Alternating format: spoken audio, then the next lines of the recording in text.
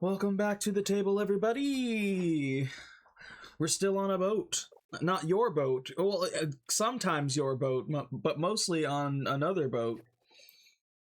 I'm gonna give everybody 10 points on your points cards tonight. I'm getting a grand charm tonight. Getting a grand charm for Jesus tonight? Yeah. Is anybody else getting any grand charms? No, sir.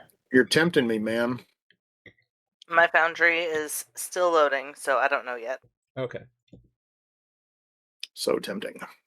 Why, do you have the points for it and you're just like banking Oh, I've and got waiting? the points. I got the points. But it's a different. It's the. Do I use them on a skill point, or do I use it for a grand charm? But I'm kind of in the. I don't know if I need a grand charm really. Yeah, I mean, you've got a lot to work with already. Yeah. Yeah.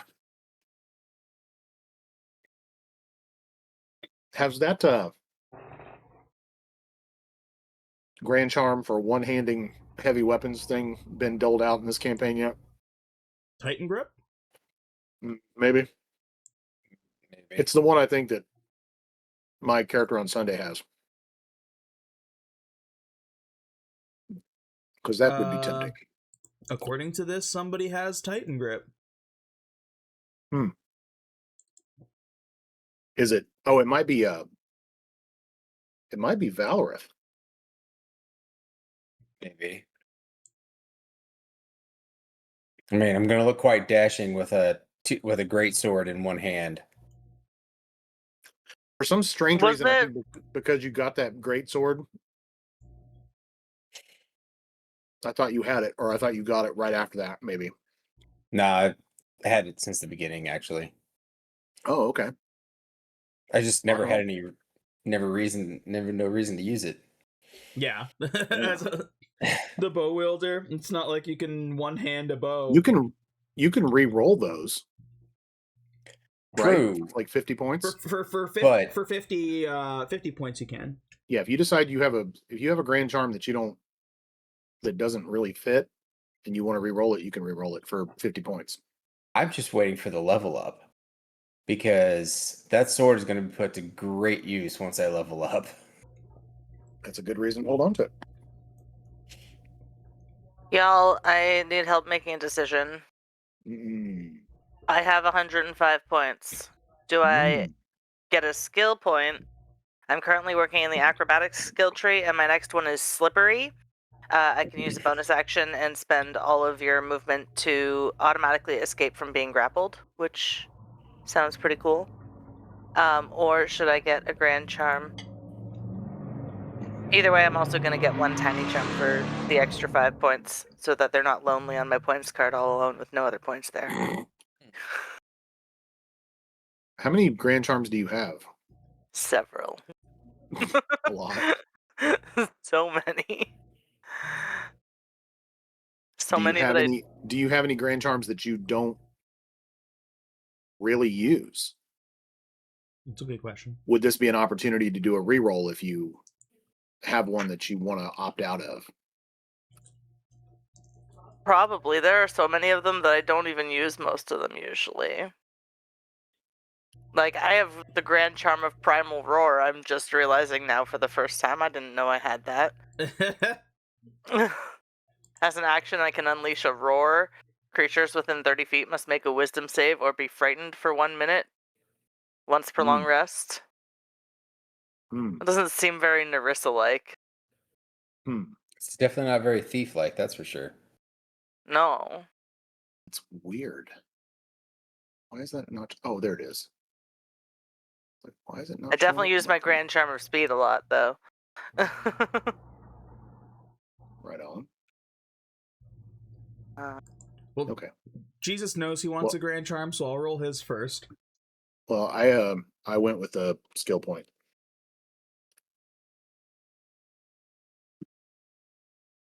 Hope for good luck. Grand Charm of the Everflame. You can wreath yourself in living fire as a bonus action.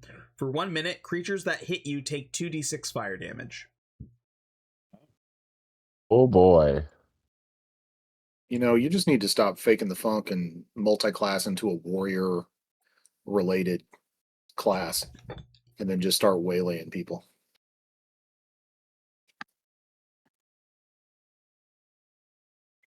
He's got the Constitution, you know,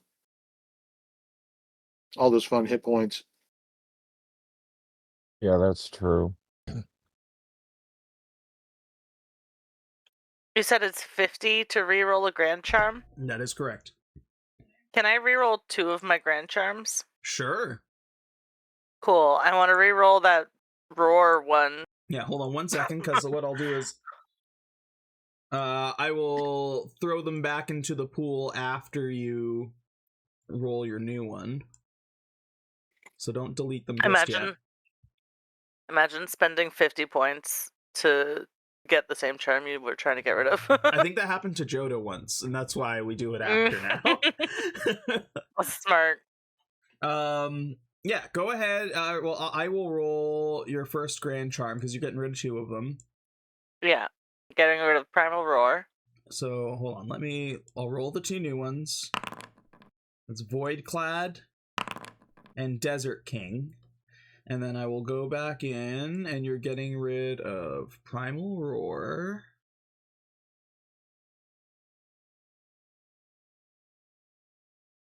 Gain resistance to all damage except for force. Hell yeah. Once per long rest, I can become immune to all damage except for force for 1 round, ending at the start of the following turn. Activating this ability is a free action. That's pretty sick. What is Also the other charm you were getting rid of? Grand Charm? Where was it? The one that I can get really big. As an action, increase your Grand Charm of Divine Form. Divine As an action, Form? increase your size category by 1 up to a maximum of huge for 1 hour. I just don't see that being Nerissa's thing. Something tells me Desert King's going to get re-rolled at some point, too. I don't even know what that one is, but Immune to fire, Immune. advantage against exhaustion, and you can cast a Wall of Sand once per long rest. Like, that's the most anti-Nerissa ability. yeah, that'll probably get rerolled at some point too, but I mean, immune to fire. It's Just help nice. you I mean, out. I'm not gonna, but she just gained resistance to fire, too. So, you know. also I'm in water all of the time. That doesn't mean that doesn't mean you don't take fire damage. We're going to call it Grand Charm of the Beach King. Hell yeah. You can become once per long rest. Sun You and can surf? become immune to all damage except force for 1 round. Hold on. For the wall of sand, I can conjure a wall of swirling sand on the ground at a point I can see within range. And I can make the wall up to 30 feet long, 10 feet high, blah, blah, blah, 10 feet thick. And it vanishes when this... It blocks line of sight, but not movement. It can be useful. I'm just commenting underwater? I'm just commenting on the fact that it's, you know, a Grand Charm of the Desert King on a mer person. No, that is very ironic, but can I use that underwater? Because the seabed is made of sand. Yeah. That would be sick. I don't see why not. You're probably It more could likely end to up- run into sand there than you are some other places. True. That could be handy. Oh. Hold on, I'm gonna move all of your Grand Charms to the top on the features tab. That sounds great, because I often forget what I have. Hello, dude.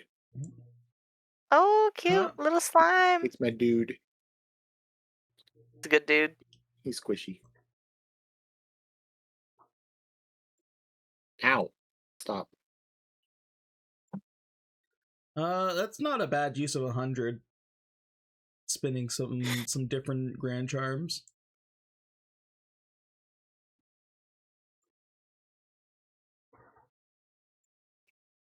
Is anybody doing anything else? Getting regular charms?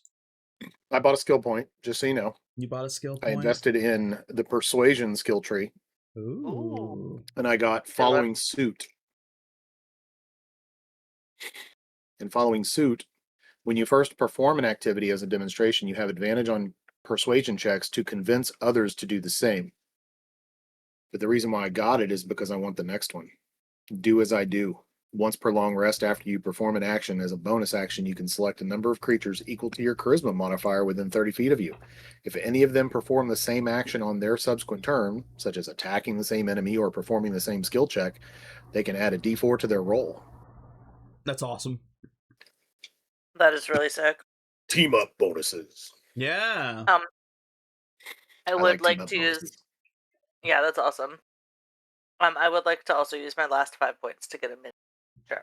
Yeah, let's get you in a little itty bitty charm here. Little baby guy. Charm of Predation. When you kill a creature, you can expend 1 use of this charm to regain 2d8 hit points. The number of d8s increase by 1 for each level of the creature's CR above 1. Oh my. Nice. Oh my. That That's could handy. be nasty. Can you Oh, imagine the wow. visual on that? You just tear into their corpse to get your health back. Yeah. Yeah. Fangs and all. Yeah, She's that, all just, Yep. Just eat a big chunk of them. Nerissa that's what would. you have to do now. You Nerissa you must would. eat the. It is said they eat the dead.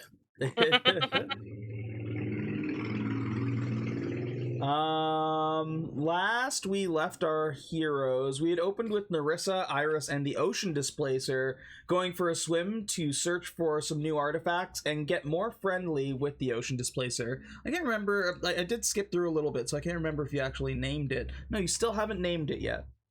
Iris also expressed more interest in Jesus. Nerissa tried to dissuade Iris, but was not able to. And Nerissa also learned that Iris is scared of Carruthers, saying that he was really, really mean.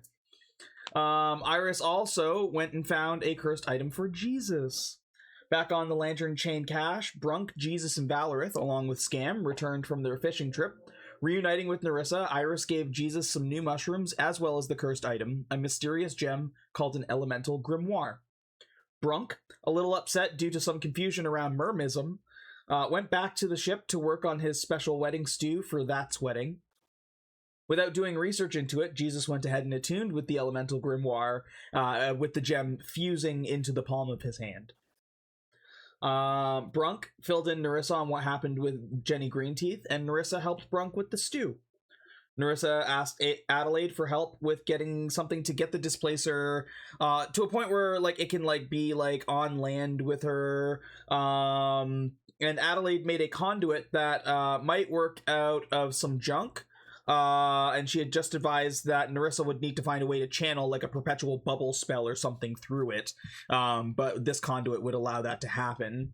And I believe Nerissa was trying to work on some manual controls for it as well.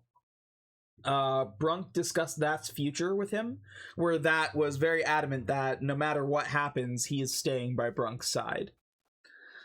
Jesus built a new mushroom box to grow his new mushrooms in. I haven't added that to the actual visual map, but we do know that it exists.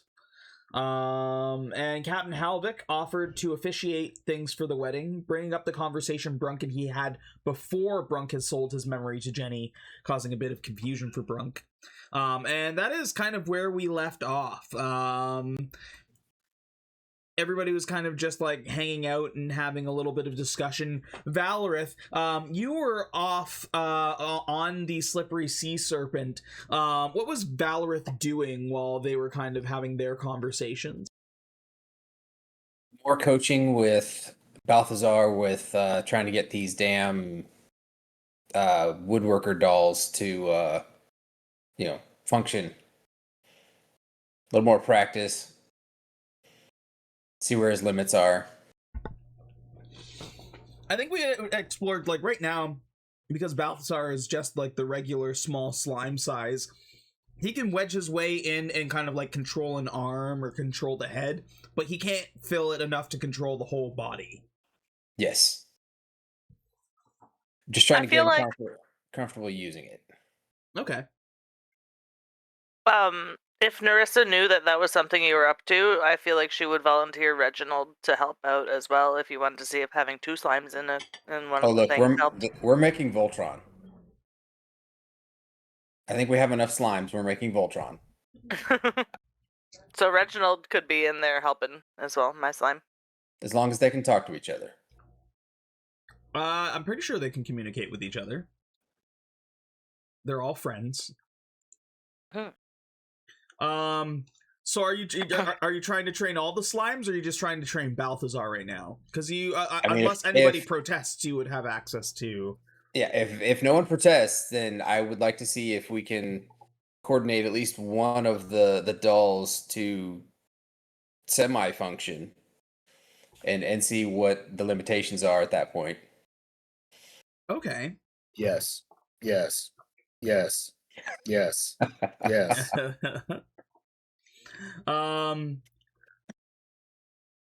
So what do we have? We have, I know 4 slimes. Do we have 5 slimes on board? You've got 4 slimes. You got Balthazar, Dude, King James, and Reginald.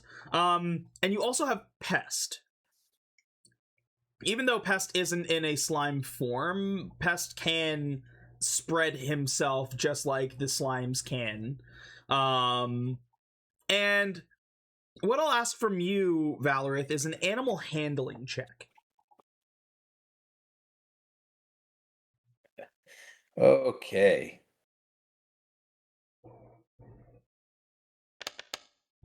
Holy shit. Oh, that's really good. 22's That's real how good. you start the night. Hell yeah, it is.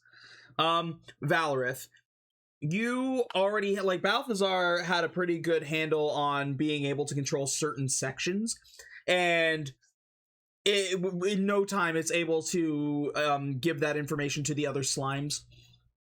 You're able to kind of instruct them from there and get them in. And the reason why you need Pest is because they can get in and wedge themselves in, but they can't control the lower half at all. It's like they fill the top portion and control the arms and the head and start to fill the chest. And so, with Rosalia's help,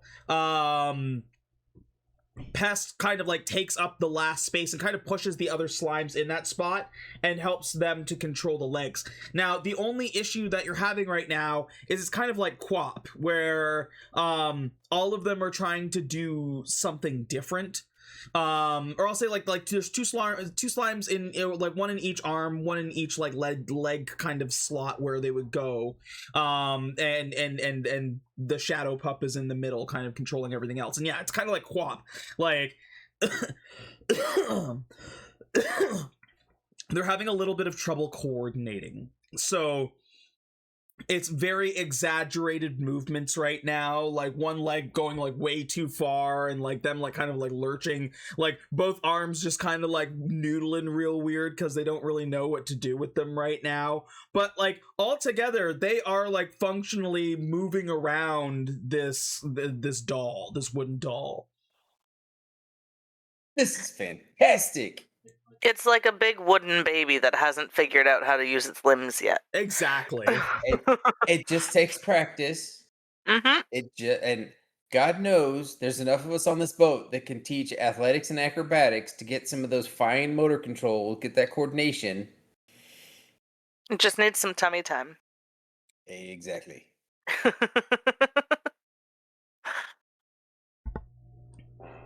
So what I'm going to do,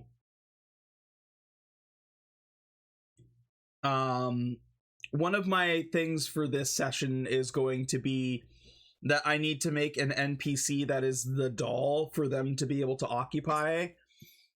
It's gonna work like the mechs for the space game, except that, yeah, you guys will be able to slowly but surely train them to be able to use the doll for different abilities. So you can basically turn them into one NPC that will still gain some of the benefits. Like, it'll still have like the little bit of blind sight that they all have. Blind sight out to 30 feet. They'll still get the immunity to acid damage like the doll will. But trying to teach it anything else, like anything else that you would want it to do, you'll need to use downtimes and use time throughout sessions to teach it to do those things. So if you want it to use a sword, you're like a weapon to be able to help fight in combat, then you guys are going to have to spend some time to actually teach it how to do that. So we're gonna have to figure out the most basic weapon that provides the best overall, best roundabout capabilities. Kind of, yeah. Just give it a shield. Let's just give it a great shield and just say, look, I just need you to walk forward. Hold this like this and just walk forward. A shield? A great shield. Like floor to ceiling, slightly curved. Like a tower shield. Yes. Yeah, not just an okay shield, a great one. Yes. Take him back to Rockcroft and teach him all about the shield. Yeah. I mean, they've got blind sight to 30 feet. They don't need to see. It doesn't need to have any fucking meat. They just need to hold it and walk forward. There's our tunnel clearing. Oh my god, if we could figure out a way to put your fucking maw shield on there, if you got a different one, and just let them go.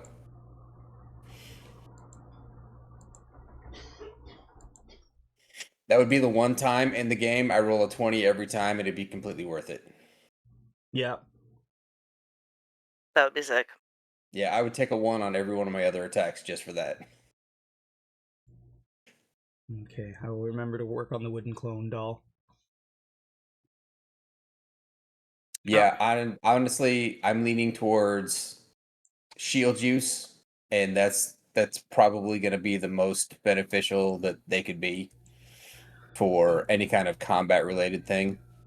Yeah, and even then, like, it's risky because, like, your slime's dying is not a good thing. As, like, members of the cleaning crew, the very first thing you guys did was, like, kind of, like, press a little button that turned into those slimes, and they're paired and, like, bonded to you.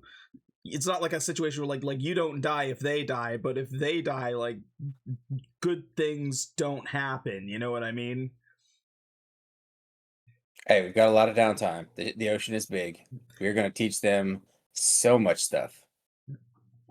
Do you share your revelation with the rest of the party? Like, I like.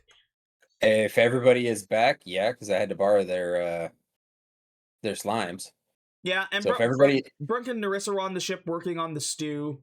Jesus was hanging out with Iris for a bit, but he was also doing like mushroom stuff on the ship. So if anything, I'm going downstairs first with Brunk and Nerissa.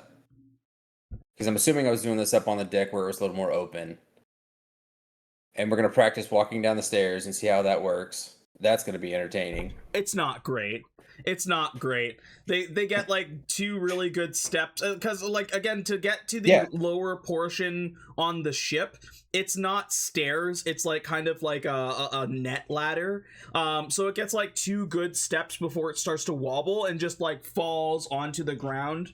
Some of the slimes get knocked loose for a second. It's kind of weird to watch as they all kind of like try and like form back into place. And you watch as the arms and like limbs start to react again to it. But it does eventually get itself upright. It's okay. It's okay. You guys did fantastic. That was way more than we were expecting.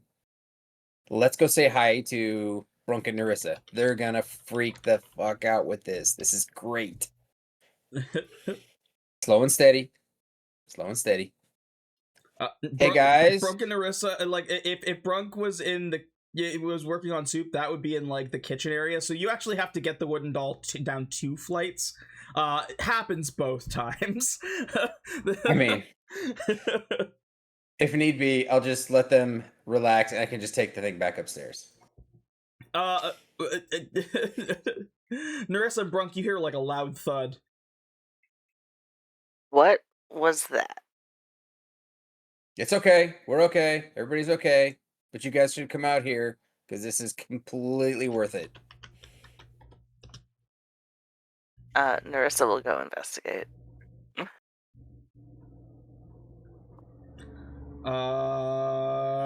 You see the Brunk will step out of the kitchen, looking towards the stairs, like, You see a wooden doll that looks like a dead carpenter noodling How the hell did around, that get down to here? quapping. Oh, It's like oh, moving. like you did it? Hey guys, go ahead and wave. All right, fine. Do this. Perfect.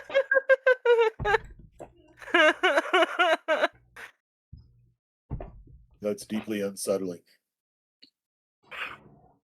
Because the legs don't really But know. it's fantastic. The legs are trying to keep up with the arms and are kind of like gyrating. So this robot is like gyrating in place and like flailing wildly. Like a wacky wavy inflatable arm flailing tubeman on crack. Kinda. So we either need a whole lot more slimes, or we need to get our slimes to grow hugely. Because this is unfortunately a coordination thing. I call this edition the Five Lions. This is Voltron. We're attempting here. They got to communicate. 5 different heads. They're all trying to communicate, do their own thing. So we need to get them to talk to each other. This is a first. Maybe they just need to go on like a team building retreat. I think this is pretty team building for them. It's fair. They're certainly doing something together. So I just thought I'd show you. The whole doll kind of like flumps over onto the ground, so like the top half is still standing, but the bottom, the bottom half is still standing, but the top half is like flopped onto the ground, and that kind of like slides and like bends back up, like the wacky waving inflatable arm tube bend before like its arms start flailing again. Hey, It's a work in progress. what part is Reginald? Hey, Reginald? Like the left leg lifts up. I thought Pest was in. Pest is in the center. Pest is kind of in the middle, pushing them into the. Oh, So okay. think of Pest I get as it. the head and torso, and then each one of them is the arms and then the legs. Yeah. Okay, I get it. I see. Pest is the black lion. Reggie. Yeah. The foot kind of like wiggles. Aw, Like you're doing great in there, little guy. like a dog's tail wagging. After enough time of it being on one leg, the whole thing topples over again. Oh, sorry, guys. Okay, guys, take a break. Go back upstairs go on the main deck, and I'll take it upstairs. Thank you. Take a break. They like all like kind of like ooze out of the body and slime their way back up the netting. That is deeply disturbing. Yeah, that was kind of upsetting. Without knowing what was originally in here, this is what we've got. There's gotta be. They're doing great. There's gotta be a way to get them coordinated. Because can you imagine just even just general tasks of having an extra body or carrying something, whatever. Yeah, no, that would be really useful.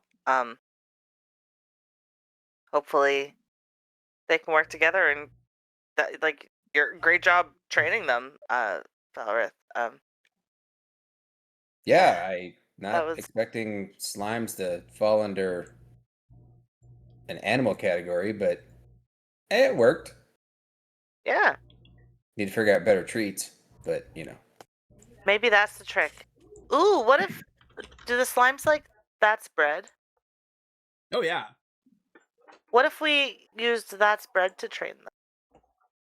I mean, I think he kind of gives it to him anyway when it goes bad, or when it's a little older. So Yeah. I don't know if there's really a lot of incentive for them. Hopefully, it's something they are interested in doing, because I don't want them to do something they don't really care about. That's fair. I know Reginald just likes helping out, so I'm sure he's fine. So, okay, I'm gonna go back up, keep working with them, and see how they try not to have them fall over the side of the ship. Yeah, let me know if you need any help or anything. Will do. With Valerith going back to it, what are you doing, Brunk and Nerissa? Are you still together We were working working on the stew? soup. I think the stew is pretty much. I think we've got it figured out. Yeah, it probably just needs to simmer at this point. Need to maybe catch a little bit more sturgeon. Or buy some from one Yeah. of the fishermen.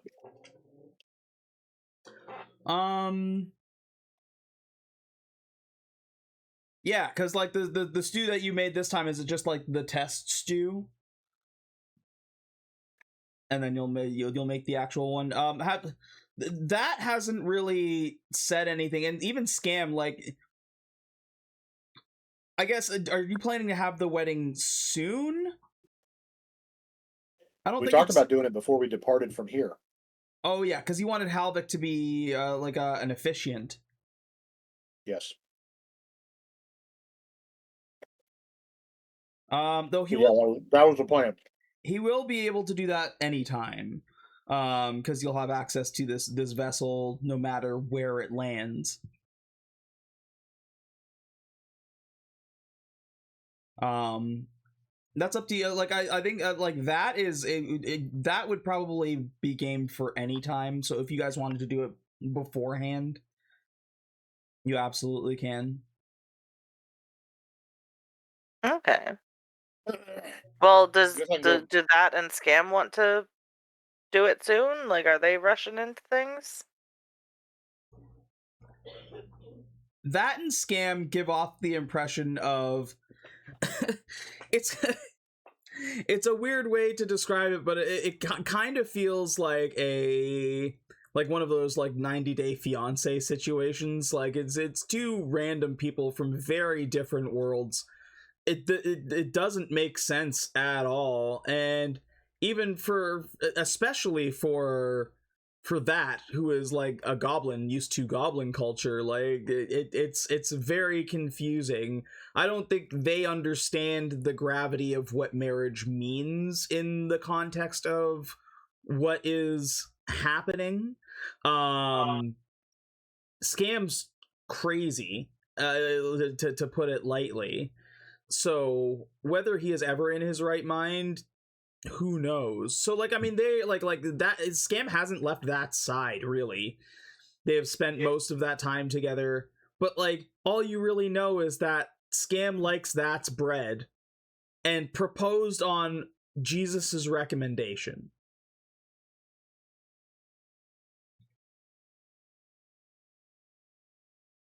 Yeah, this is gonna be a train wreck.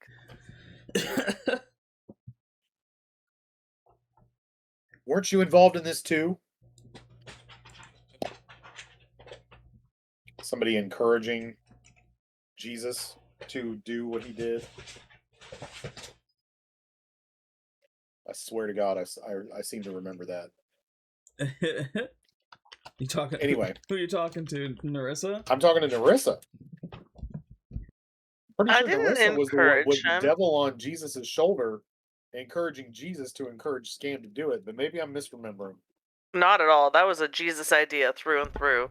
Okay. Future Fair Ebony. Give credit to where credit is due and keep me out of this.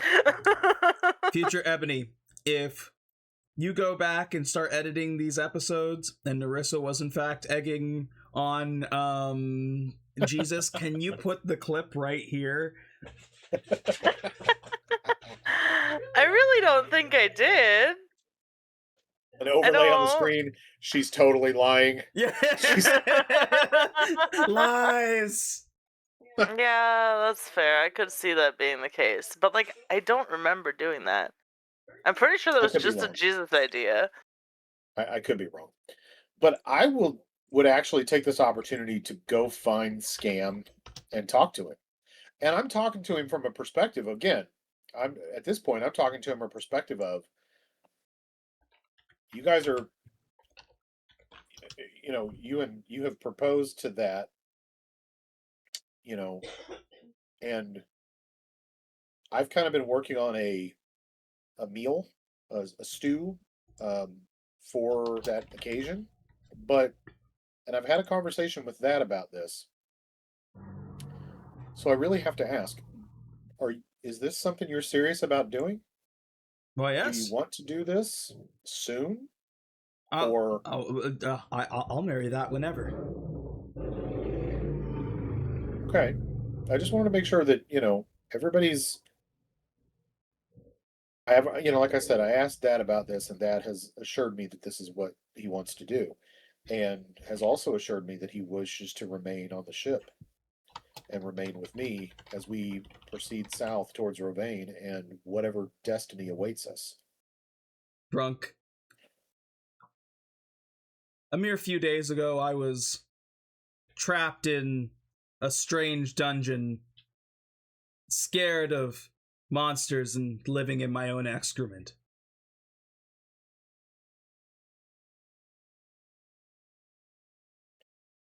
If my love wants to remain on this ship indefinitely,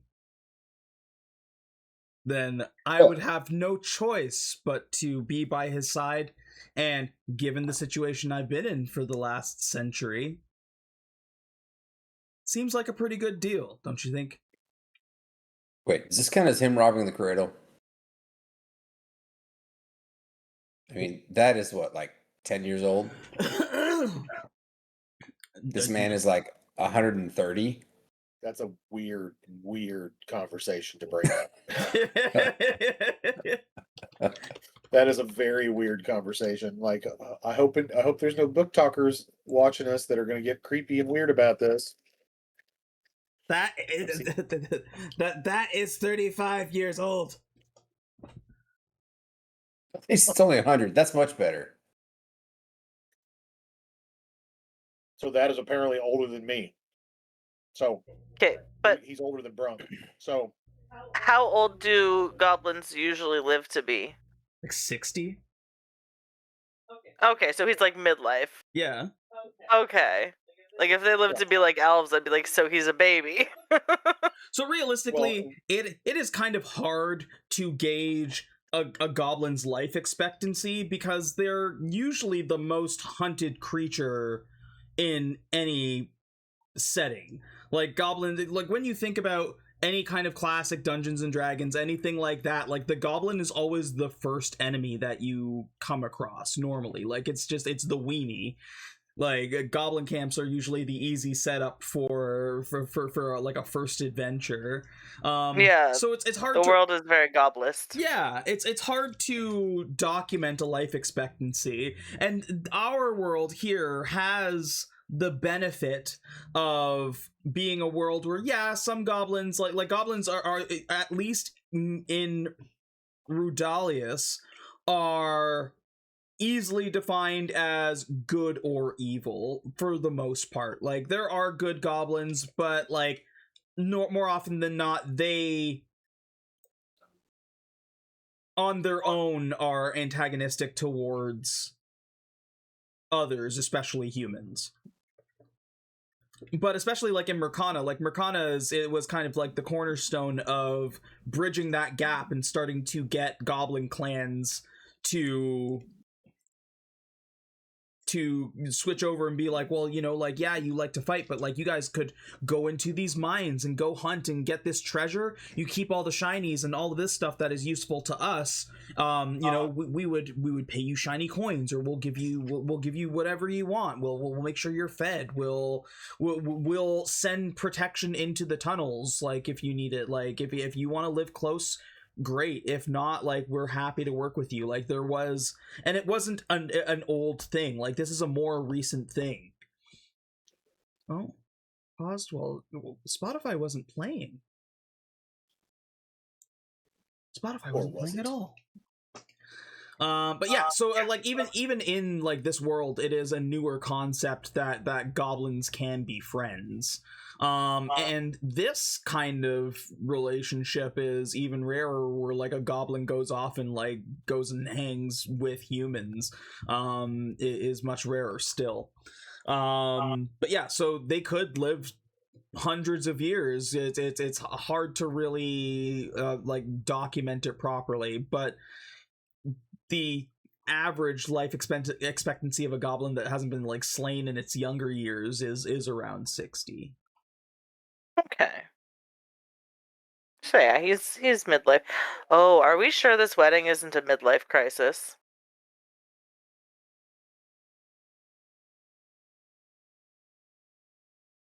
Lord. So while Brunk is having this conversation with Scam, Nerissa's off having a heart-to-heart with that, just being like, so how are you doing? That good? That making bread. Yeah, that's I'm so glad you have found such an amazing passion that how Pumpernickel. do you feel? Pumpernickel is a great choice. It is a great choice. I just wanted to ask you how are you feeling really about these upcoming nuptials? What nuptials? That food? No, it's the wedding that you're about to Oh, be a very integral part of. that feel good. Scam like that's bread. Scam like that. That like Scam. You seemed less sure about that one. That like Scam. What do you like about Scam? His beard smells funny. Okay. Um, have you ever met anyone that got married before that? No? Do you know what marriage is? Like a pairing. Goblins have that. Goblins have joinings and pairings. Are they a big commitment in goblin culture? Sometimes. Sometimes one partner get fed up with the other one and kill them with a rock. Oh. Who needs divorce? Rock classic. Boulder classic. Okay.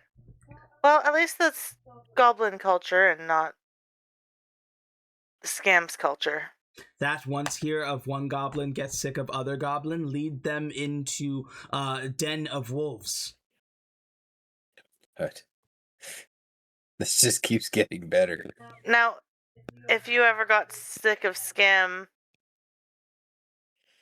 how would you handle it? If that ever gets sick of Scam, probably poison bread? You know, I think you've got a good handle on things. This is beyond fantastic.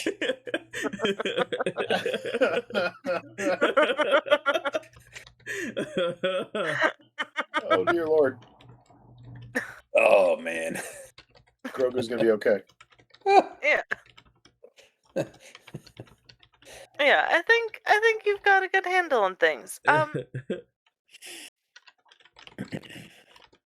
I just wanted to make sure that you were making the right choice for you and not for the wrong reasons. You know? I just care about you that. That thanks, Nerissa. Scam asked that. That happy with that. That make bread? Scam eats bread? Does he treat you well? Yes, Like when you guys are alone together? yes. Scam He eats makes you that's happy? bread. Does he do anything for you that's like the equivalent of making bread for you? That Scam scoop flour. So he helps you make the bread? Yeah. Okay. Well, that's good. I'm glad that you feel like it's. Do you feel like it's an equal partnership? What equal? It means you're both doing the same amount of work that you can. Like you're both contributing to making the bread. Bread not work. That's a good way to look at it. I'm just happy that you're happy that. Thank you. That thanks you. Of course. Was marriage ever something you thought about before, or like a pairing, or anything like that? Oh, that's been paired twice. Oh, okay. And did you get sick of those other goblins? One, the other got sick of me, but didn't catch me slipping.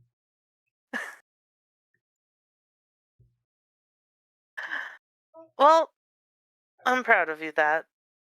And you know what? Like I said, it sounds like you've got a good handle on things if stuff with scam goes south, so to speak.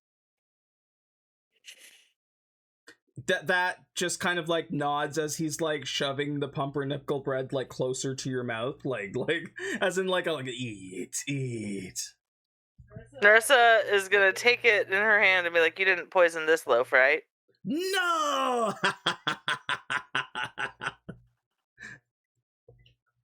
Okay. Okay.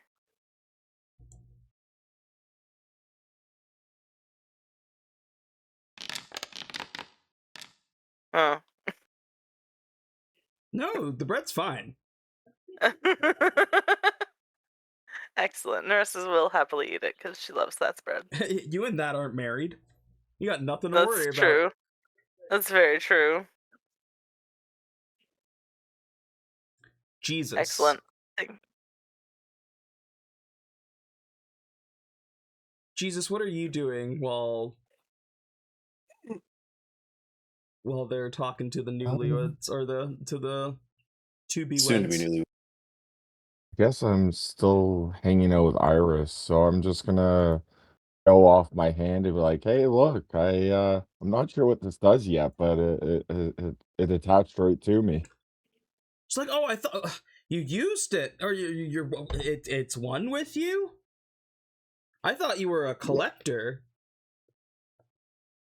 Well, I kind of wanted to. I was curious what it might do. She like kind of like observe it closely. She's like, what does it do? Uh, what I know what it does from attuning to it. Yeah, for the most part. I'll tell her like it gave me some extra spells. I could cast burning hands. I could cast lightning bolt. It's pretty awesome. That's very interesting. Are you okay? I feel fine. Okay. Well, if it doesn't hurt you, are you happy with it? Yeah, I'm happy with it. Thank you. Thank you for finding me this. She's smiling from ear to ear. She's like, "Oh, I'm so glad. Nerissa said you like cursed things, and this feels cursed." Oh yeah, I definitely feel some sort of curse. I haven't quite figured out what it's gonna do, but I have to get back to work, but maybe you want to go for a swim later? yeah, for sure. Can I ask just one quick thing before you head off? Sure. I was just curious what these mushrooms do that you gave me. Oh, I don't know. I just found them on the ocean floor. Oh, okay. Okay, well, thank you. But if you Thank you. find out, please let me know. Yeah, I'll let you know. Jesus, your crystal goes boop boop boop.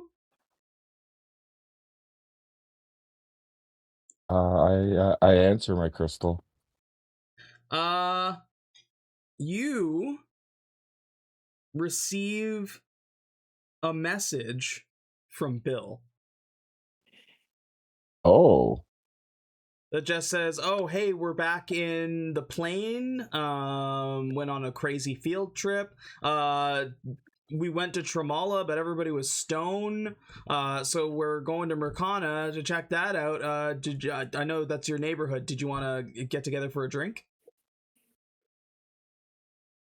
I'll I'll message her back and say we're gonna be gone to Rovane for a while, but when maybe if you're still around, yeah, I'd be down to go for a drink.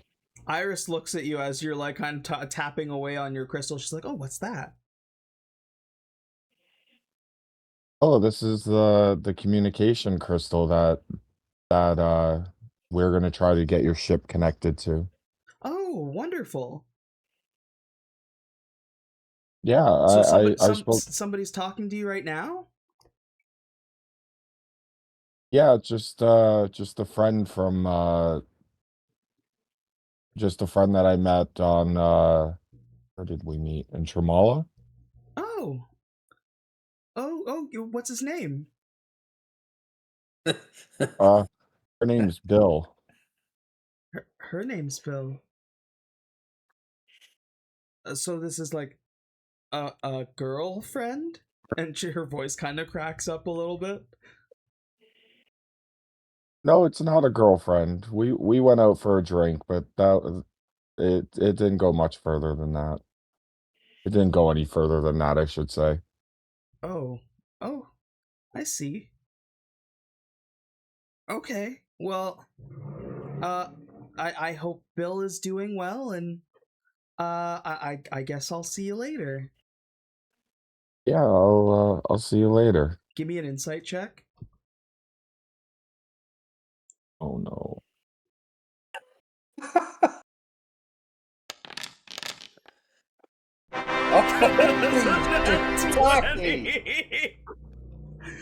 Iris. So Iris seems like one of those people who being smitten is a form of obsession, and you have just shattered her world with the idea and thought process that you might have a girlfriend. Oh no.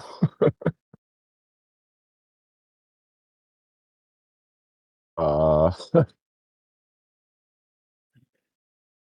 yeah, I I don't know what to say. Some like local visitors who have come aboard kind of walk up and start to peruse her wares, and she swims away to kind of like attempt to them and be like, "Hey, welcome," and start showing them the wares. But you can see that like she seems unnerved. Oh no. Is anybody like what next? You guys gather together? Do you guys take a rest? It's getting close. Like it's about early evening. I know we were talking about all going to talk to M to see if we could get some information from her. I don't know if everyone would be down for that.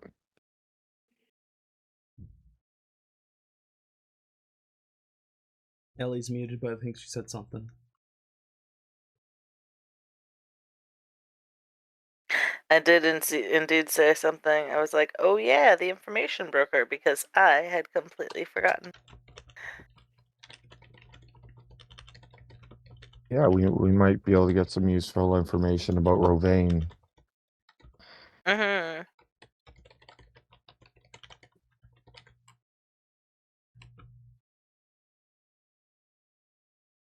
Brunk, Valerith, what do you think?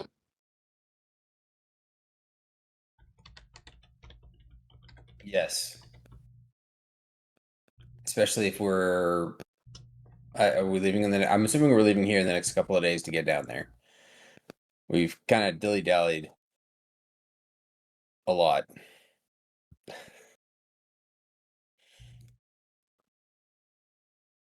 You've definitely given them like again realistically you have the key that they need.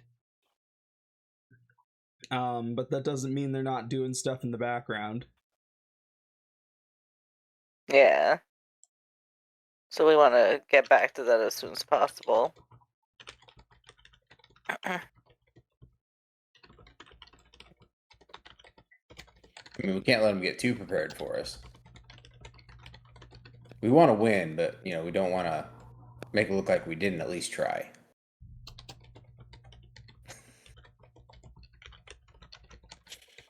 Let's go find out what information about Rovain that M has.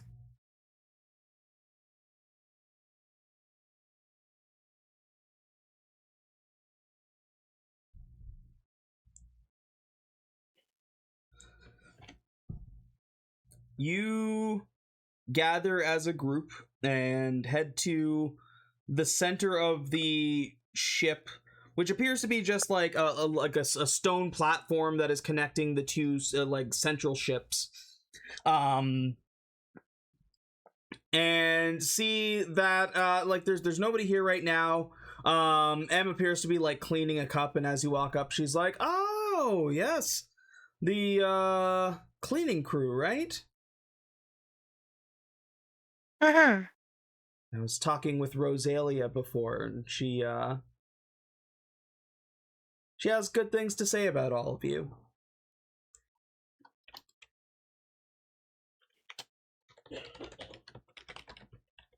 What can I help you with today?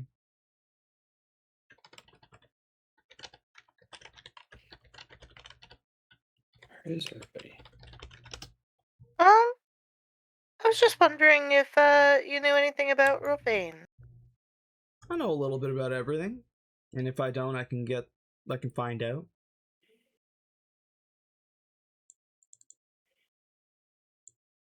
What kind of information are you looking for? Do you want verified info? Do you want to know some secrets? How deep are your pockets?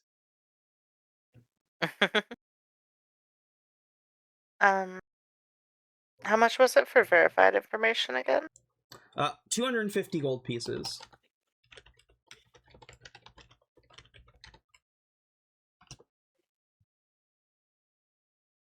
Okay.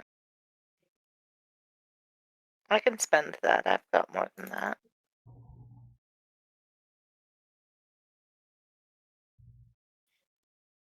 So you're gonna pay for verified info? Yeah, just to start. And what do you want to know? I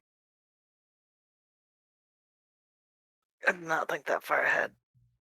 Guys, what should we ask?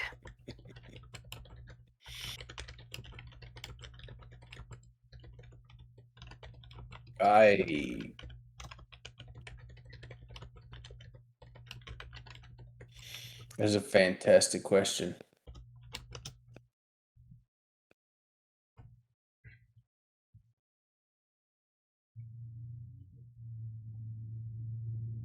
Maybe if the rumors, everything's been destroyed, are true, would be I don't know if that would be a good place to start or not. Would that count as verified information or a secret? About Rovain? Yeah. And the question specifically is whether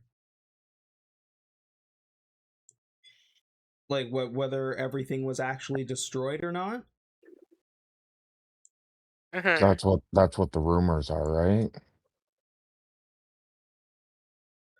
The rumors are wrong. Rovain's still standing? In a manner of speaking. She like kind of like takes your gold and like just like disappears it away. And she says, when the war hit Rovain, the people of Rovain put on a show. The king wasn't as genuine and altruistic as people believed him to be. And while he did have armies that were sent to fight, many of the higher echelon of Rovaine's empire ventured underground.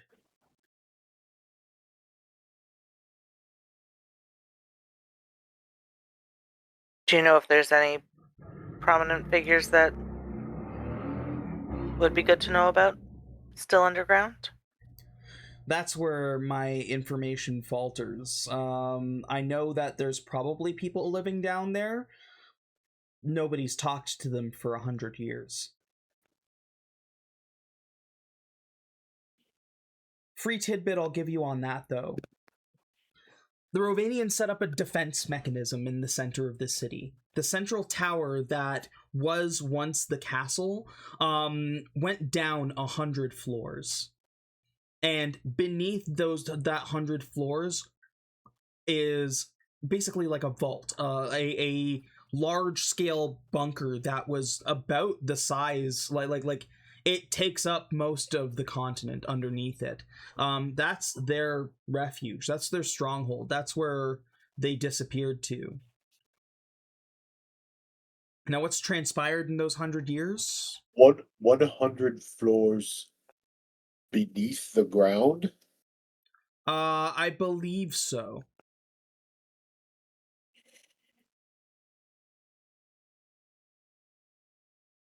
They designed it as a defense mechanism for anyone who may try to pursue them.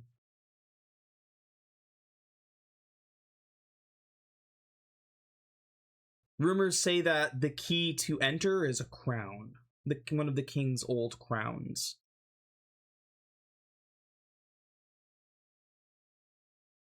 Huh. Any idea where one would get one of those? That is worth quite a pretty penny more. Worth a shot.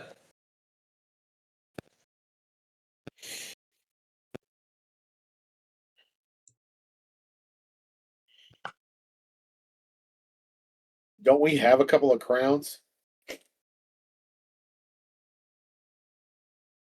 Yes. Like, other than the one that Jesus, the cursed one that Jesus puts on his head, wasn't there a second one? Well, what's his name has it on his head, doesn't he? Yeah, Lazarus is wearing it. Lazarus is wearing one of them.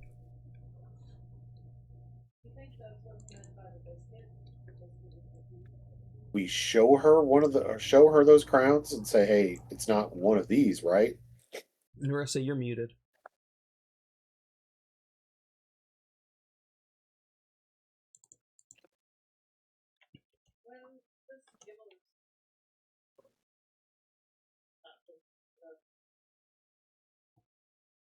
Nerissa, you're still muted. Has Lazarus been out and I don't about? even see her moving, to be honest. Yeah, I think your Discord froze.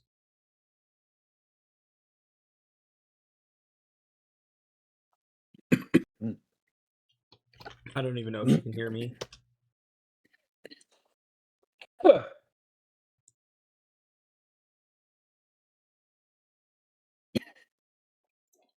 Lazarus hasn't been out and about, though. He's been with Tommy on the ship.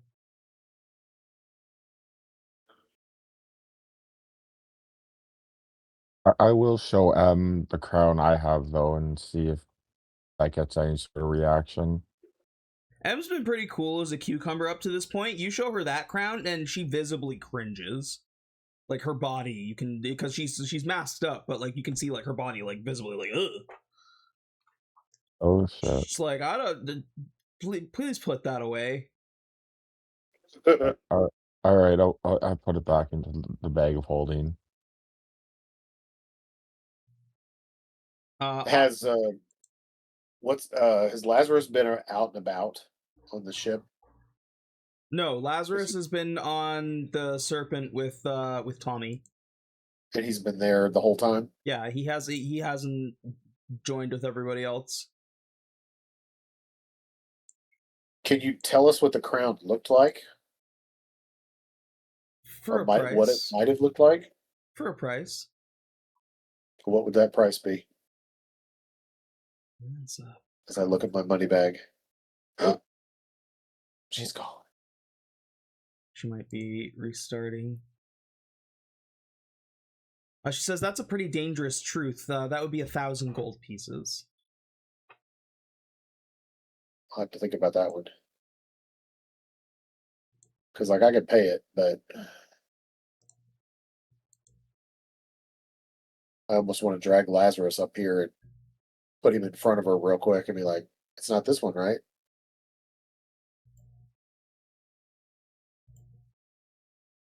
Um,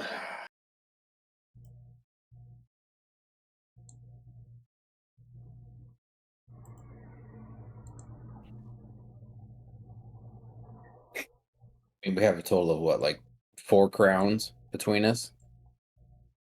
do we? I mean, depending on how literal the crown blade is, yes. Oh, also, here's the wooden doll.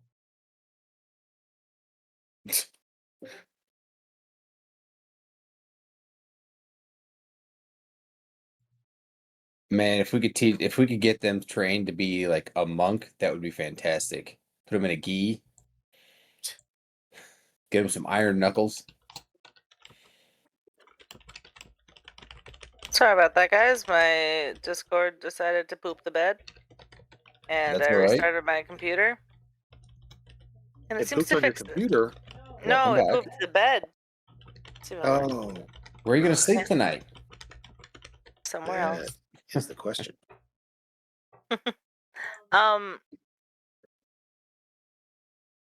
Ebony, Yeah. I cannot get back into Foundry because Oh, yeah. Ellie is Already logged in. yeah. There you go. I've kicked you. You might have to clear your cache and refresh.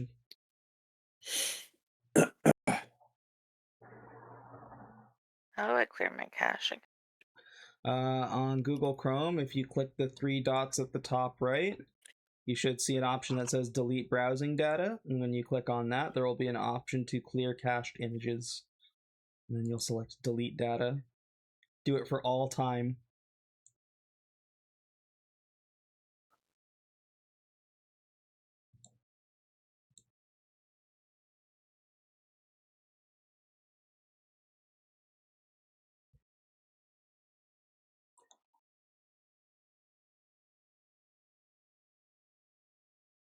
It might Didn't work. just take a minute. Can I log in as a guest? I don't think I have a guest. Oh yeah, guest is there. Like guest and Jay's spots are open if you want to do that.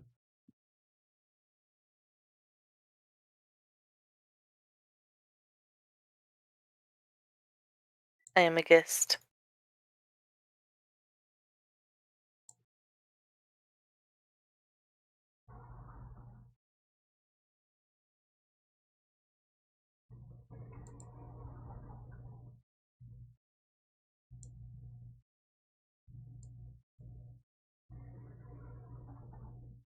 I don't know if you can hear me, but I'm pretty sure my Discord is wigging the fuck out now. I can hear you just fine. Yep, can hear you. Can you hear us? You all sound like robots. It's fantastic. Oh, you might Well, want This should be how we play all the time. you might need to exit out of Discord and jump back in. Yep. Now it's starting to move Domo better. arigato, Mr. Roboto. Domo. Oh. Domo. I'll be back. Good old tech gremlins. It's not like Discord doesn't update every other day. Right? Like every time I open the damn app, it's like, oh, there's another update.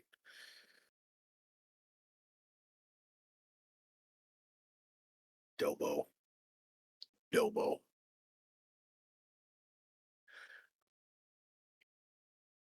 I need to get water. I'll be right back. Domo arigato, Mr. Roboto. Domo.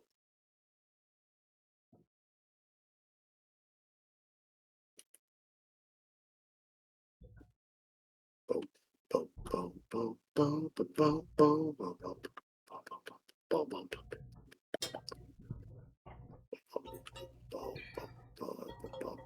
Okay, let's try this now.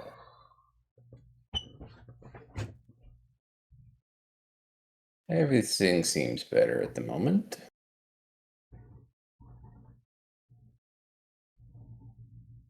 Excellent. There we go. Everybody's moving in real time at least. That's good.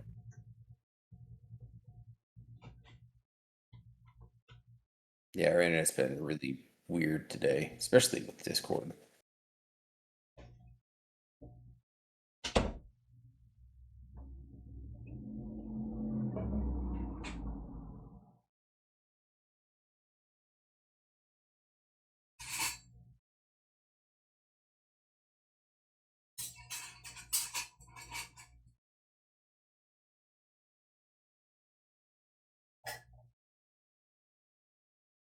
I'm gonna grab something to drink real quick, and I'll be right back. Okay.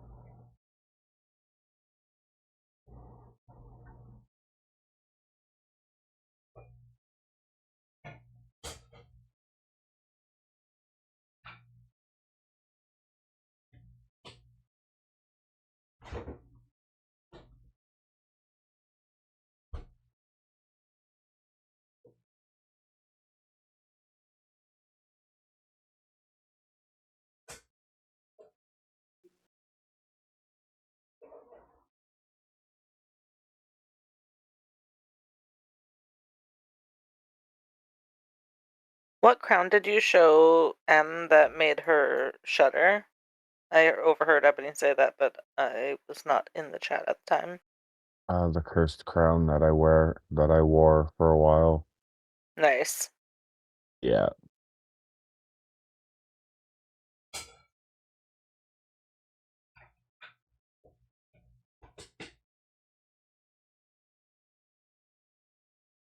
Seem to get that reaction a lot when I show it around.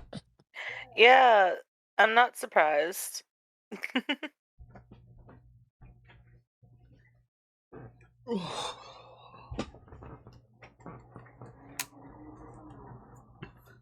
Sorry, I was just putting the rest of dinner away. Oh, thank you. No problem. It's chicken, so I didn't want to leave it out.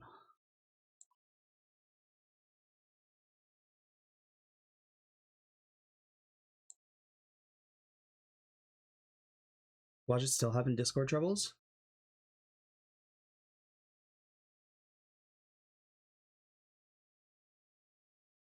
I guess so. Okay. While he's sorting that out, why don't we take let's take like a proper like 5-ish minute break. We'll let him get sorted.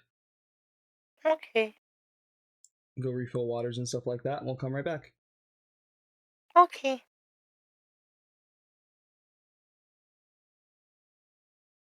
Everybody say hi to Joda in chat. Hey, Joda. Hi, Joda.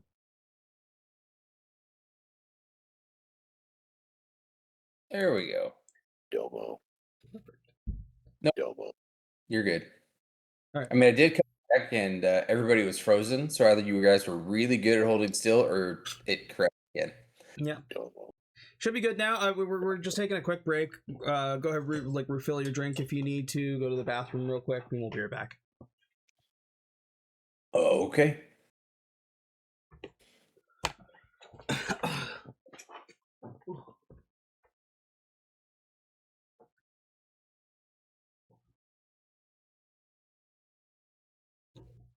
Right. Delbo. Delbo.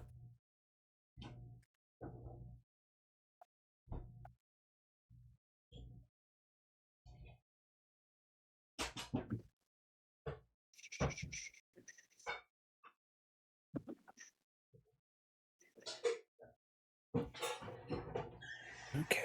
Okay now.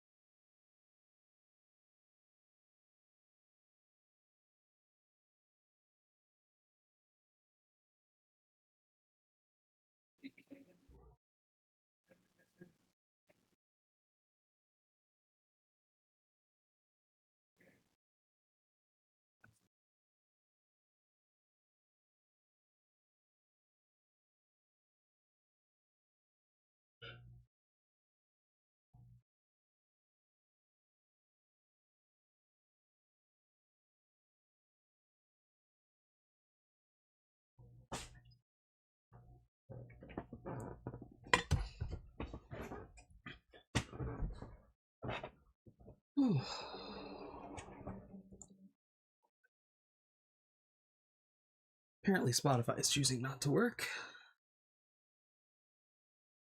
I mean, my Discord is choosing not to work half the time, so Yeah, makes that's sense. normal for Discord.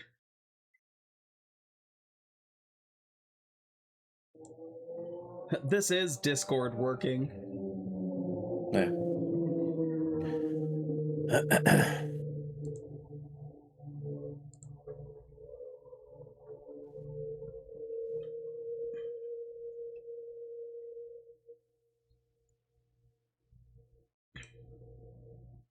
Should be good now.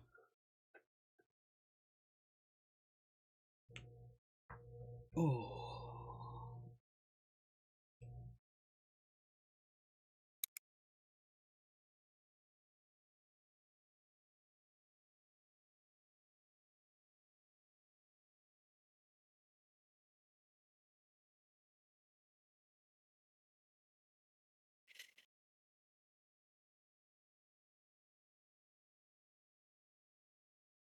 Oh my goodness.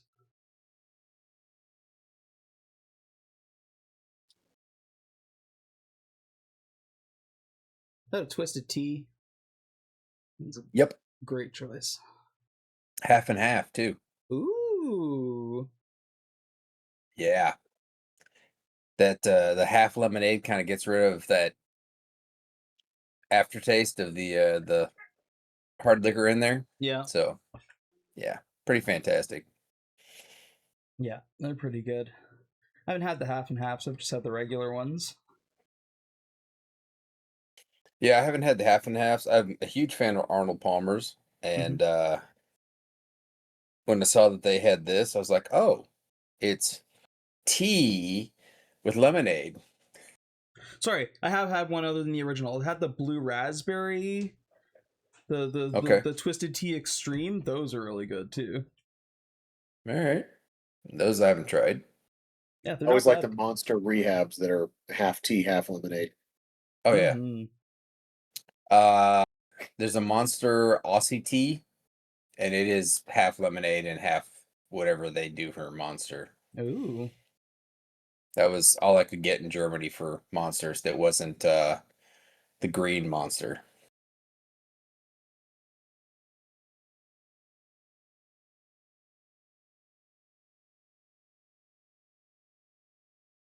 Oh, and JC used to drink. He was drinking the twisted teas too.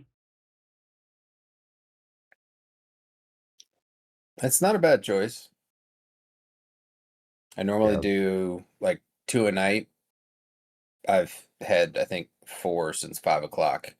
So I'm trying to really get myself wound down so I can actually sleep. Yeah, and it's Saturday. You've That been too. traveling a bunch. You deserve some drink. Yeah, I got home at 6 o'clock in the morning from being gone for 3 weeks. Yeah, that's wild. I love my job. I appreciate you taking the time to spend with us. Yeah, with the time zone changes and city changes, I was like, nah, it's fine. I don't have, it's tomorrow morning. I'll set my alarm to wake up. And I was like, fuck.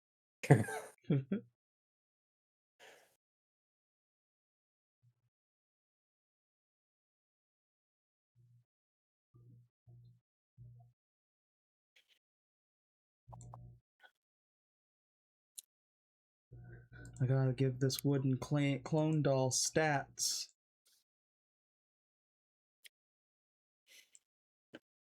I'm fully treating it like a vehicle instead of like an NPC. I mean, we just need to figure out how to make our slimes grow in size. Then one can, fill up the whole thing and help the coordination a little bit. Yeah. You need to hit it with the enlarge spell. And then permanent. The permanent enlarge spell? Then you have like Hell yeah. massive fucking slimes hanging out all over the ship. Well, if they're hanging out in the little wooden dolls, then it's fine. Yeah, but they don't want to live their lives in there. I mean, just for running around the ship because they're helpful on the ship, and then we still have buckets for, whatever they want to hang around in their normal forms. There they go.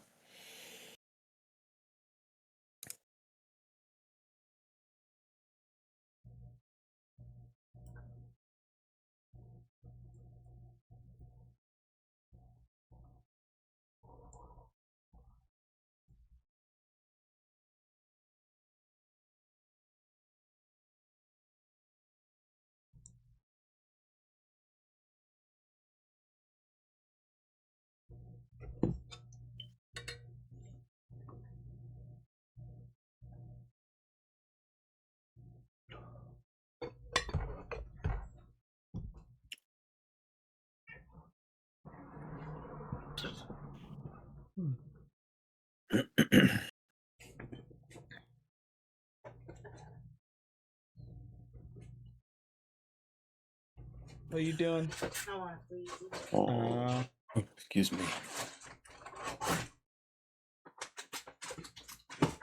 You want a big sleeve? I'm okay right now.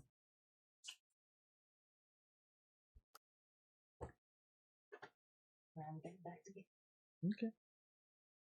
Brunk. Hi, Toby. All right, Ellie's on her way back.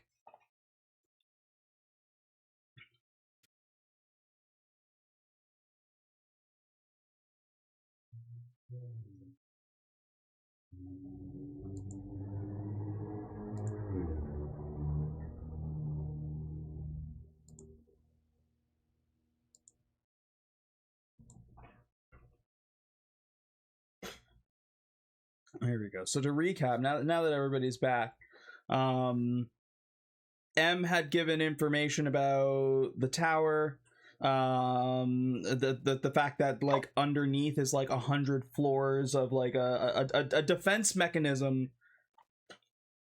that spans 100 floors, and underneath that is like some kind of like vault, fallout shelter, bomb shelter, bunker kind of situation where the higher echelon of Rovain hid while their armies fought and were destroyed during the war 100 years ago. And that the rumored entrance, the key to get inside, is a crown.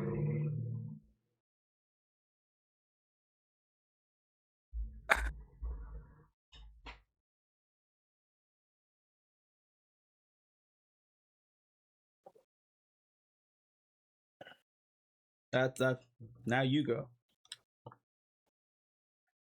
You were discussing things and then tech gremlins happened, so continue discussion. Sorry, I was just trying to pull my character sheet back up. Um, do you know, like, what kind of crown? Oh, she said for that kind of information, information regarding the crown itself is 1,000 gold pieces. Do you guys want to go halvesies on that?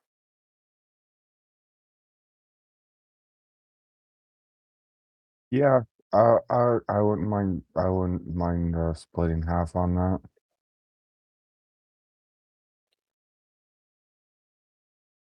Okay, so each of you is spending 500. Make sure you deduct that from your character sheets. She will tell you that the crown is one of a set of 4 made by dwarves from Dominion and dwarves from Rovain that worked together to create one for each nation. The crown that you would be looking for is a golden crown. Looks like it's made of coins and it's adorned with jewels. And it was last seen after the war, being taken by like some strange aquatic creatures like tritons.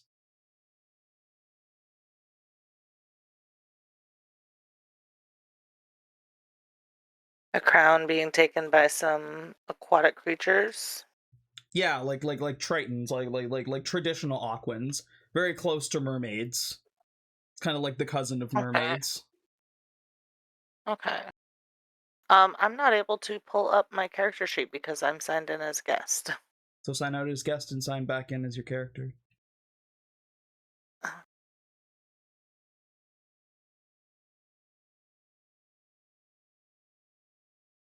Because Nerissa shouldn't be blocked out still now.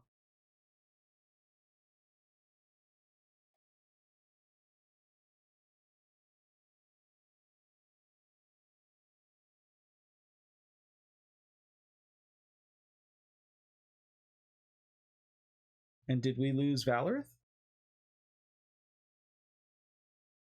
I think he froze again. He appears to be frozen Battery is staring very intently. very intently.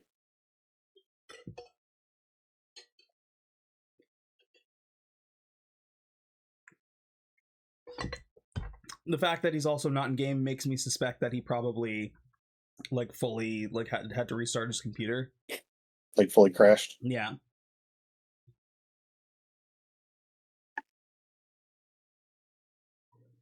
Yeah.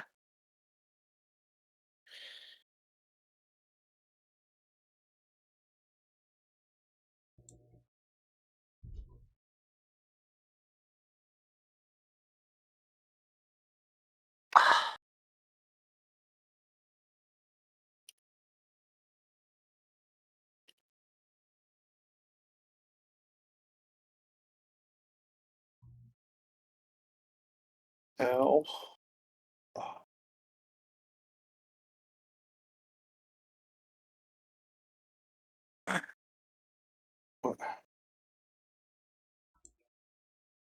What the frick?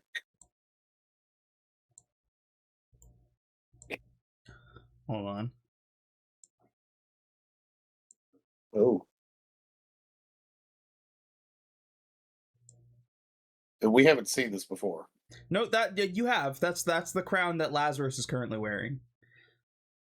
Oh, that's why I was just saying this looks really familiar. That's why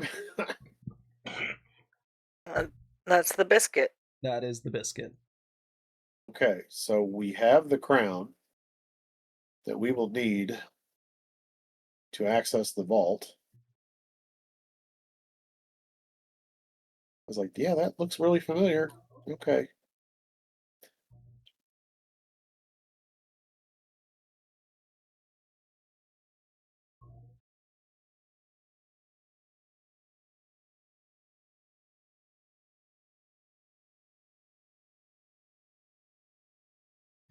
And I mean, it's easy to surmise what happened after the war. Whatever king was wearing that crown, or whatever person was holding that crown, or wherever that crown landed, was picked up by some kind of sea folk that took it to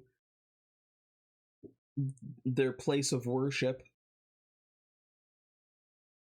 But then the person that was wearing it whenever we went in there was not a they were not a Triton, were they? It wasn't a Triton, no.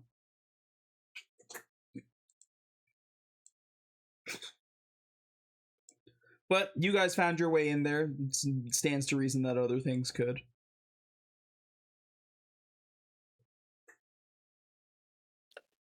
Well, he's logged back into the forge, so Mhm.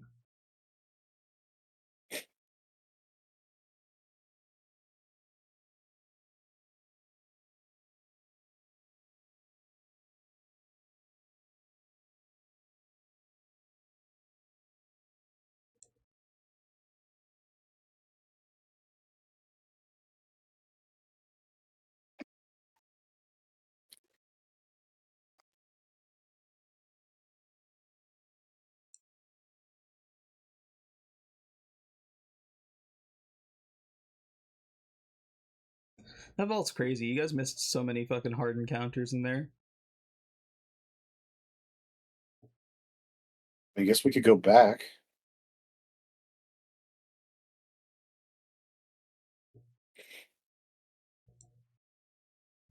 If we really needed to.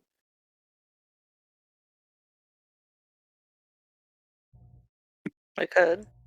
If we go clear it out, does that mean we level up? I mean, the thing that one of the most important items in that place you got, which was the crown. One of 1 of 4. 1 of 4. 1 of 4. Technically, you guys have 2 of 4. What was the other one? The crown that Jesus has. Oh. The crown that Jesus has was the crown of dominion. Oh. Did we know that? I think you should have, and if not, like I will offer that freely as like information that M provides, because Jesus showed her the crown. So we have the crown of dominion, and we have the crown of Rovane. The only crowns you don't have are the crown of Rudalius and the crown of Etherios. Oh.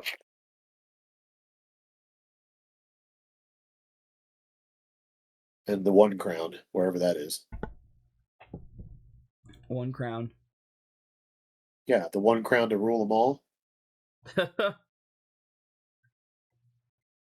It is not a Lord of the Rings situation in this case.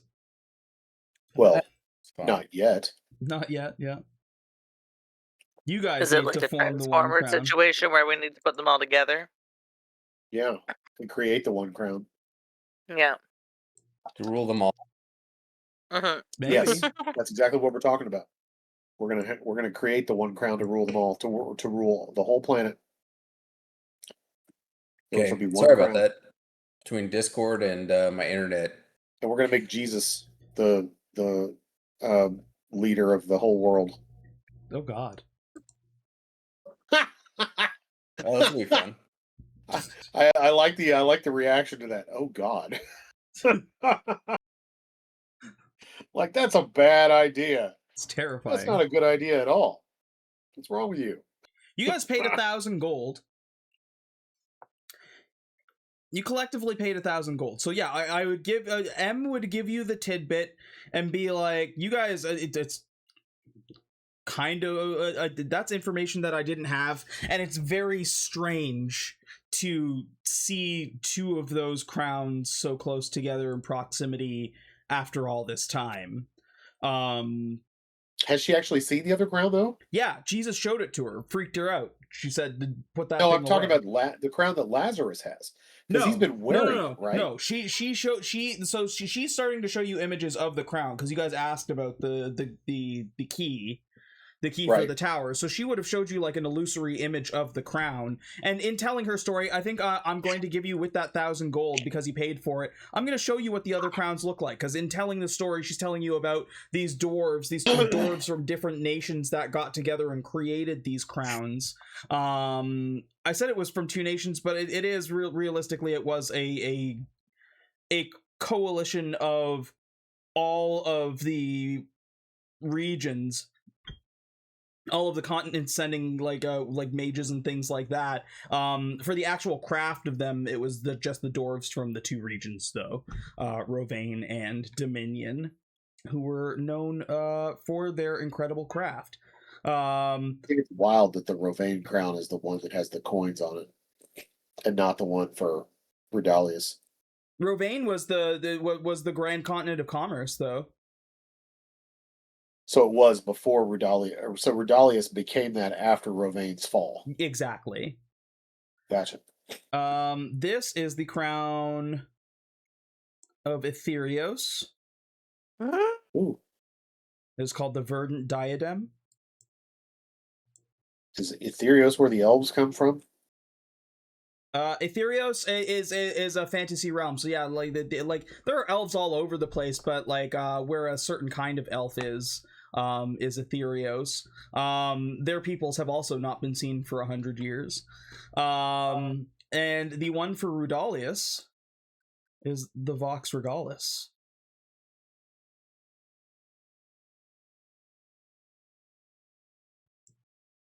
We have 2 of these 4. You have 2 of the 4 crowns, yeah.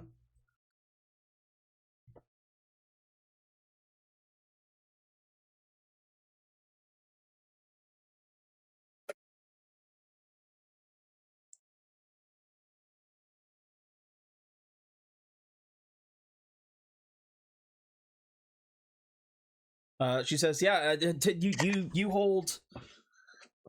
She said that crown, like the crown that he was holding, points to Jesus. They are all very, very powerful, rare, or not even like beyond rare objects. Like there was only one of each of them. There was never another kind of its kind created, and its creators are long dead now. Like you couldn't replicate this kind of magic. Great. Magical artifacts. Fantastic. Do each of the crowns have their own like unique properties? Like the crown Jesus had, it like had a very powerful kind of cursed effect on him.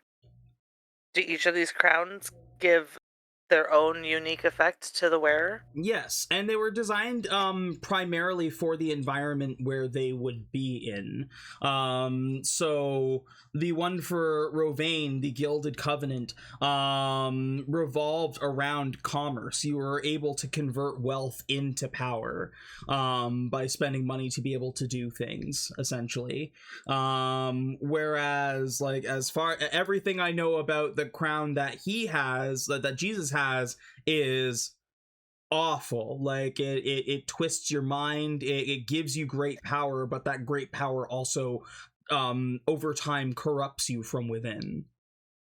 Only the most, like those with the most steadfast willpower can resist it. The crown of Aetherios,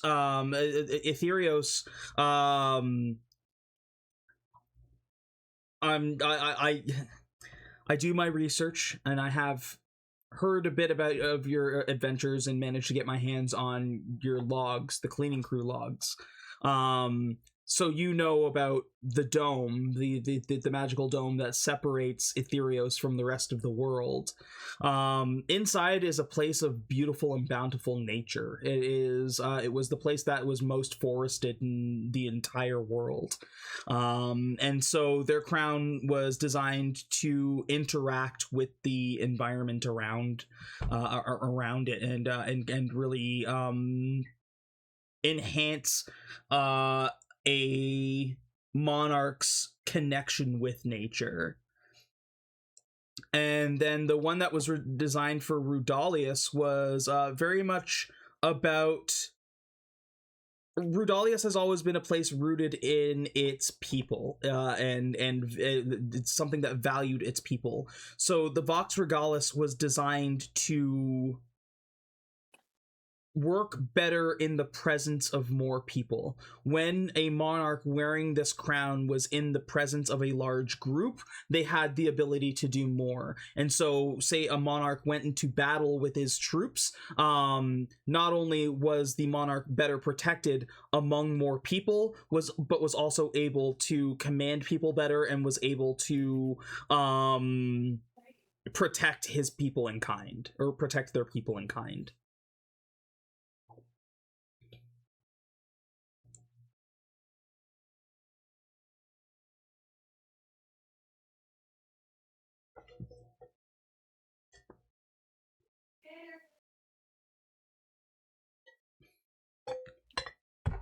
Wanted to ask, is there any way to remove the curse from the crown I have without destroying it? No. Removing the curse renders the crown useless. Whatever properties were built into the crown were it's kind of like how you and I are unique, and everything inside us, like while we all bleed the same blood, we don't all share the same memories or special abilities or gifts. Like everything about the crown is the crown. There is no part of it that you could take away that would leave the rest behind. Interesting. What about destroying the crown? You could, but like that would be exactly that.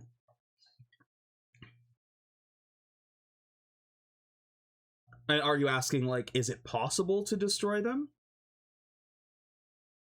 Realistically, yes, but even a method is beyond even my knowledge.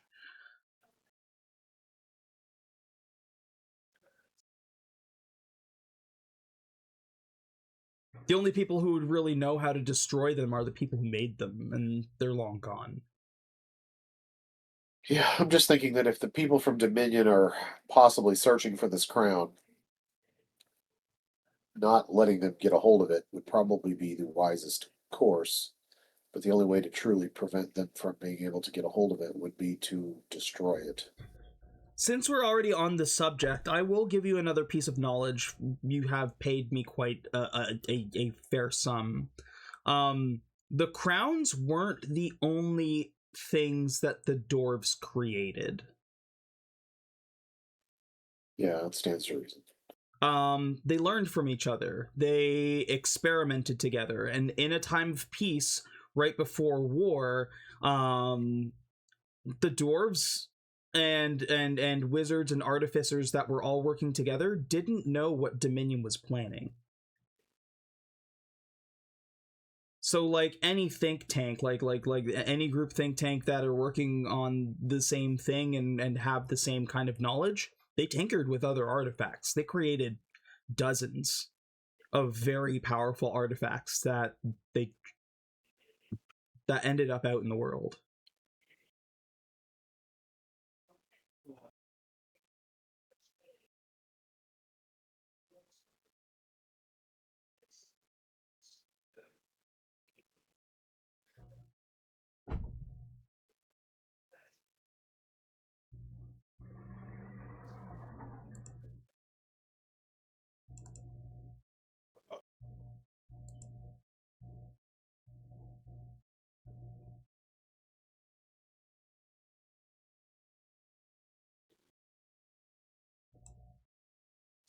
Okay, so based on this, when are we leaving?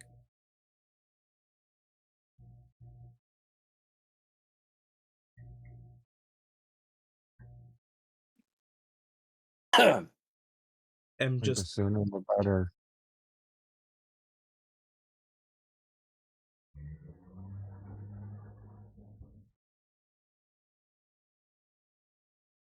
I mean,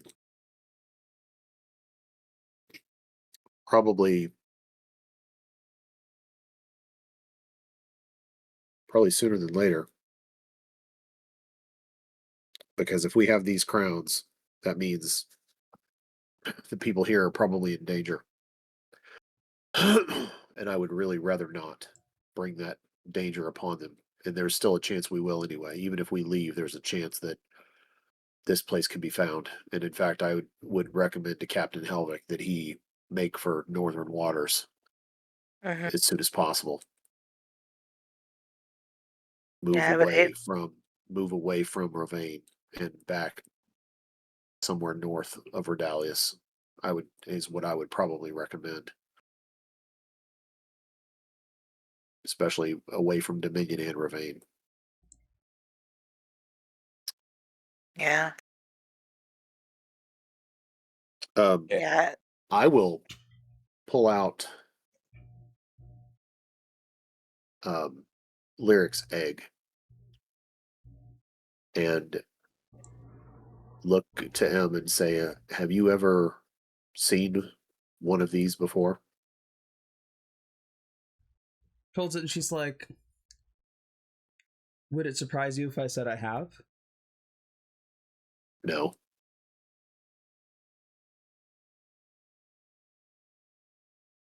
I have a friend. She's more than a friend. She's a connection.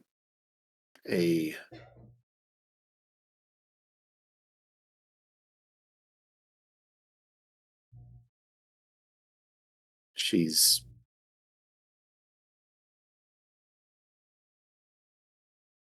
a source of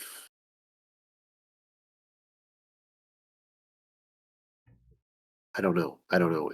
I can't describe. I don't have the words. Brunk doesn't have the words to describe the connection that he has with Lyric. but will say that,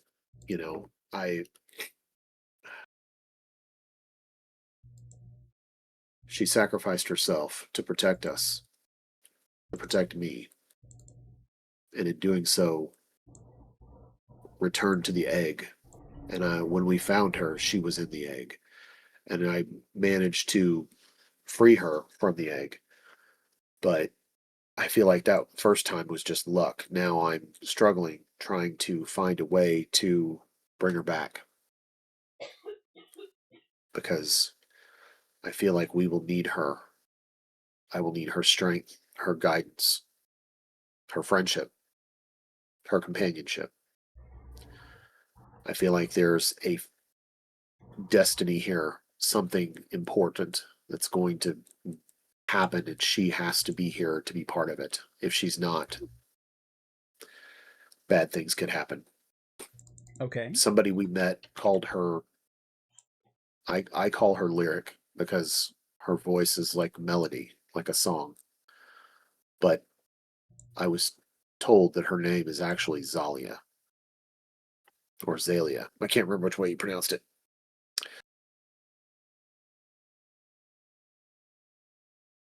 Okay. And I'm trying to, and I'll share my notes, that we've taken from the progress that we've made so far. And we have the 6 words: lament, recall, healer, realms, relate, Ilaria. And that we know that lament and Ilaria are often considered opposites. Mm-hmm. And that, I'm trying to figure out my path forward here. Well, because I would rather not go to Ravain without her help. Well,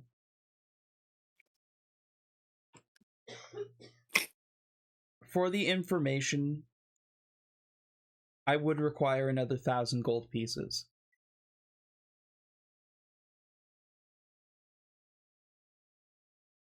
Brunk drops 100 platinum on the counter in front of her. She looks it over, bites it. She's like, okay. Not the one I got for the memory. That one's stashed away. I don't even count that. Yeah. Yeah. Yeah, that one doesn't get included in the money pot, but he reaches in. He was ready for that. He was ready for that cost. He was ready for that amount to be named. And I mean, just as easily as she said it, he just plumps one gloved hand down on the bar, drops that stack of coin, and says, "I would gladly pay this for any answers." She steps up onto a bar stool and steps up onto the bar itself very casually and sits crisscross in front of everybody. So before I became an information broker, I was also an adventurer. I didn't directly work with the Knights of Aetherios, but I was familiar with Zalia. And I've seen this egg before, because I have seen this happen before. You are very close to opening the egg, Brunk. But what it is asking for, in return to release her now, is sacrifice. For you, there are 2 paths forward. There is the easy way where you sacrifice the most, or there is the hard way where you sacrifice the least. The words that you see here that it is providing to you, these clues, is the hard way. It is listing things that you would need, ingredients to unlock the power of the egg and therefore release Lyric from the egg.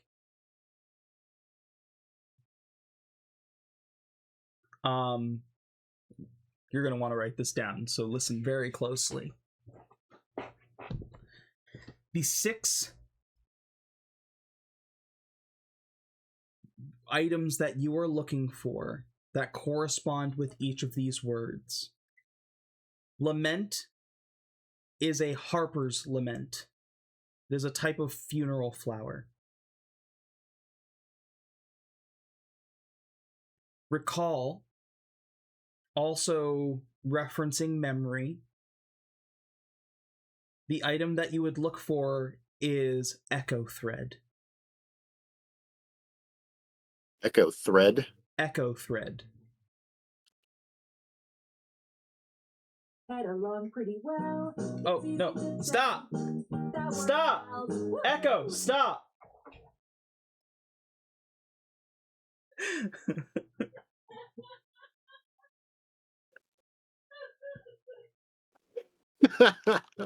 Oops.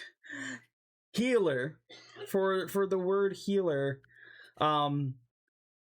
you'll look for an item called a Kindle Heart Vial. Kindle Heart Kindle Heart Vial. Vial. Yes. It is a small glass vial that contains a slow-burning golden ember that never goes out.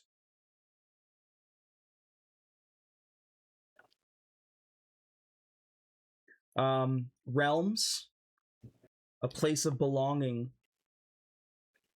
You will look for an anchor stone fragment.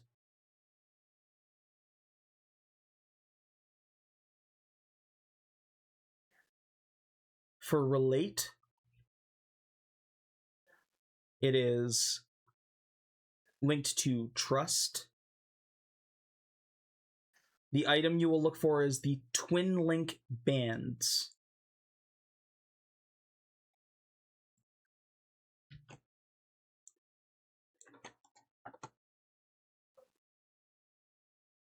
And for Illyria, a sense of becoming. The item you will need for that is the First Light Shard.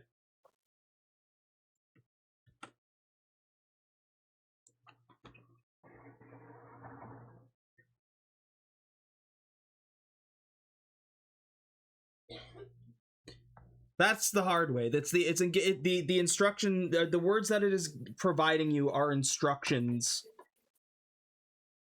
albeit in vague detail about how to unlock the egg.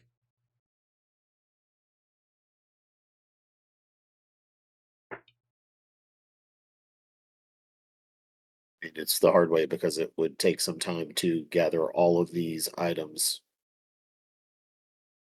Not all in of, order to accomplish this. Not all of those items are in shops. Sure. So No, I would imagine they're, rare hidden items. Some of them would be very hard to find. it's the hard way because yes, it is time and arduous tasks to get there.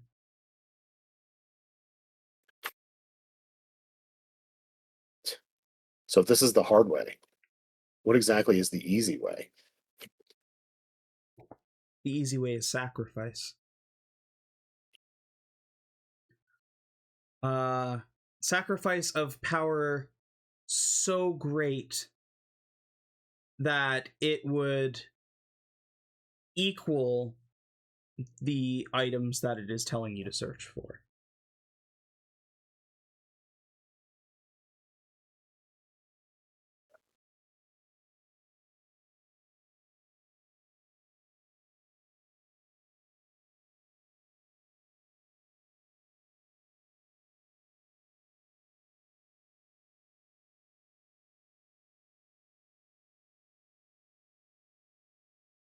Is there a path here where both could be done, or either could be done?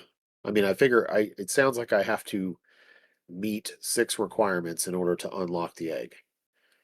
Now I can find these items that relate or that are linked to each of these words, or I could sacrifice something equivalent to the item in order to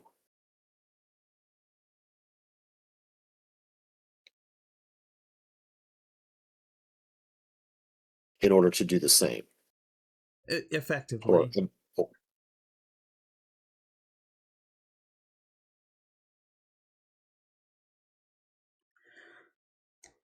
And she's like, I'll even be nice and start you off and tell you where one of the items is. And she points over at Iris.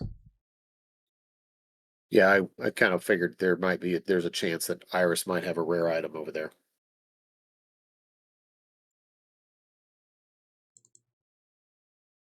What would be an example of a sacrifice? One example. That I do not know. She says, don't ask me. That's something you should probably ask your god. Oh, great.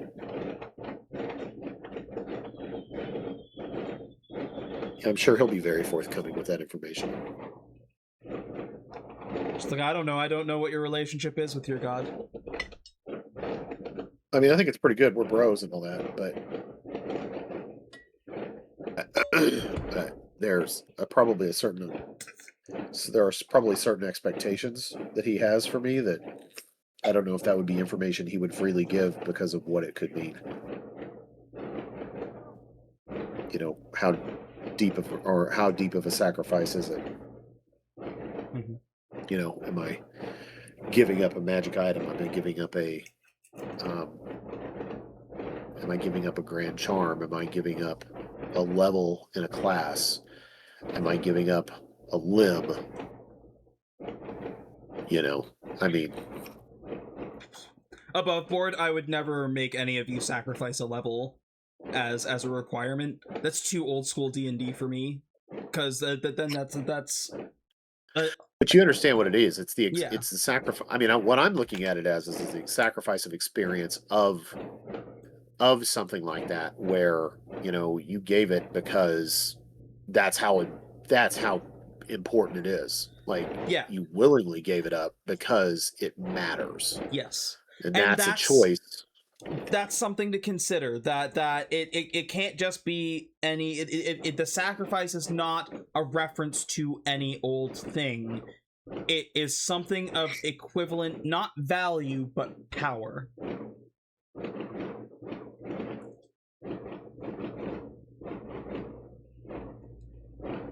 And whatever you're sacrificing, basically you're sacrificing that as energy to force the egg to open.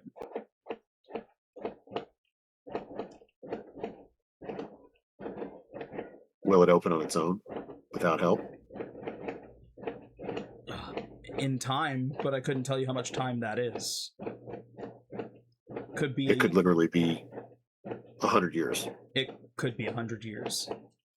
Where did you find it? I found her on Ethereos, didn't we? You did. You found her in Ethereos in a very smooth egg under a bed. Yeah. It was... I found her. The egg was very smooth. It was under a bed in a wizard's tower. It wasn't smooth. It was a puzzle. It was a puzzle That's that right. you played with that got smooth when you solved the puzzle. Right. It was a puzzle egg then, and I just got lucky with a crazy roll. Yeah. That I managed to open the egg at that point, but I found it in a wizard's tower under a bed. I think it was a wizard's tower under a bed we were staying in. That's right. Yeah, you were staying in what's his name? Toman?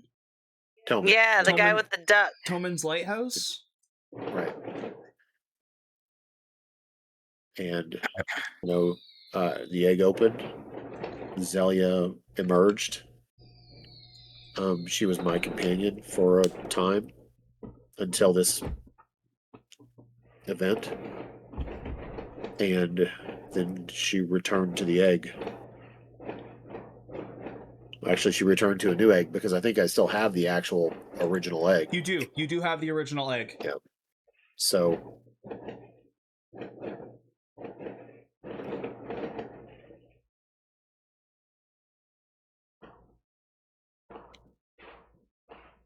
there are fireworks going on outside my apartment. They're lasting so long. Yeah. You They've guys, been going on for several minutes. Discord is probably noise gating it for you guys, but it's probably going to be so clear on the fucking VOD. You got fireworks? Yeah. Is that what you said? Yeah. Oh, okay. Yeah, it's the Rose Festival in our city right now. Oh, okay.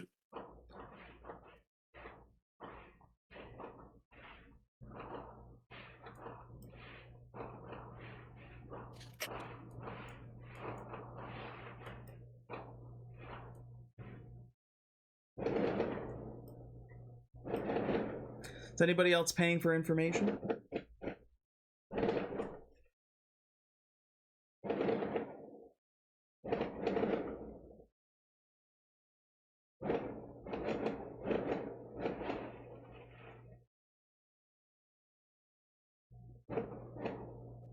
I saw Wadjet shake his head no. No, I mean I can't think of anything else off the top of my head that's really important to me that I want to know.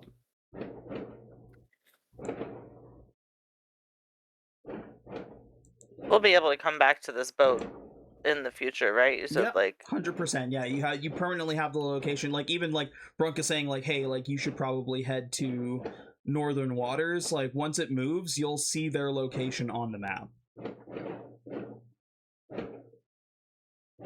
okay, perfect.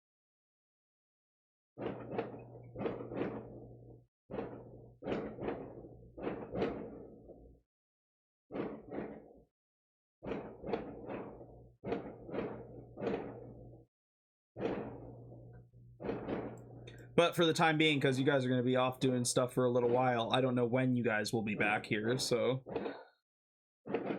if you want information on any of your current stuff that you're working on, now is the time.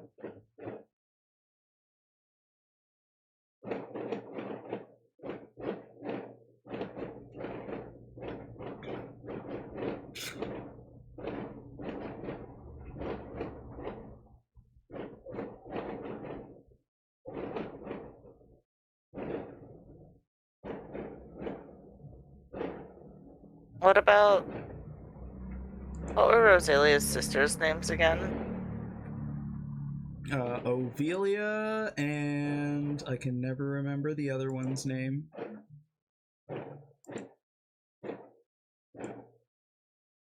Ovelia and the angry one.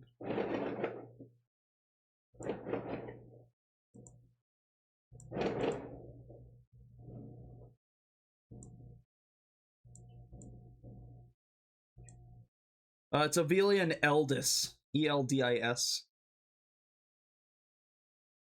Should we ask if Em knows anything about them?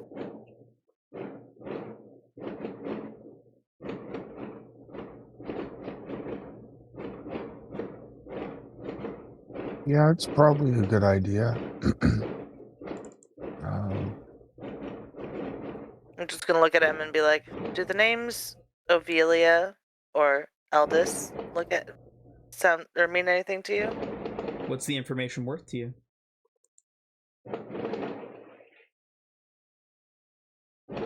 What are the options again? $50 for a rumor, 250 for verified information, 500 for a secret, or 1,000 for dangerous truth. 1,000 for dangerous truth? Yeah.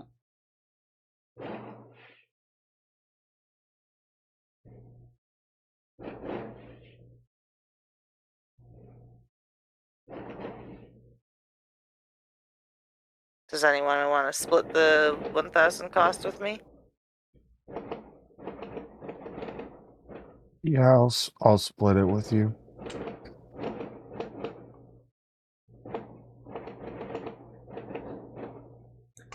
The Quentin sisters are first and foremost some of the most powerful people currently living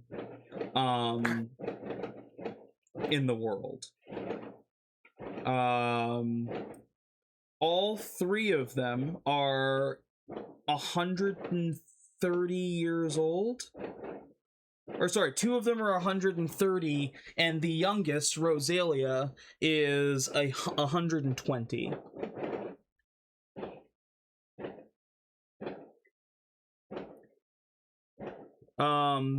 While Rosalia, who you know is fairly pure of heart, her sisters are not nearly as such. They are ruthless, they are diabolical, they are evil to the core, and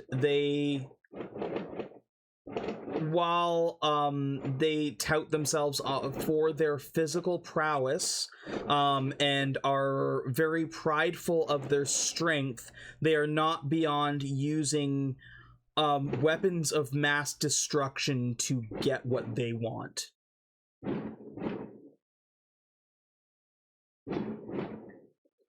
You paid for a dangerous truth, and the dangerous truth is that Ovelia is currently in possession of a ancient artifact made by the same dwarves that made the ancient crowns that you currently possess.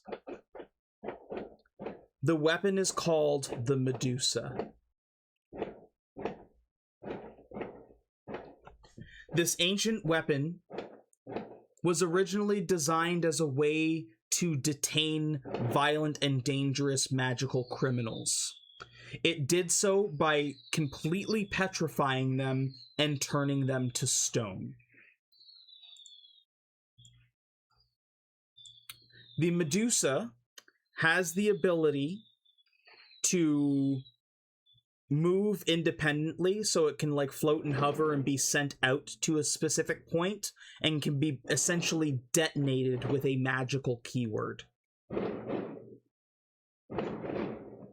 That magical keyword or activation phrase is chosen upon attunement of the item, and therefore changes when it changes hands.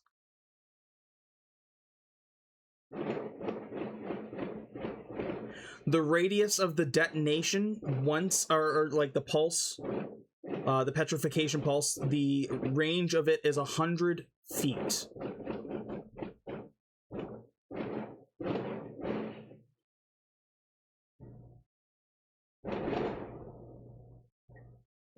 That must be what happened to those people.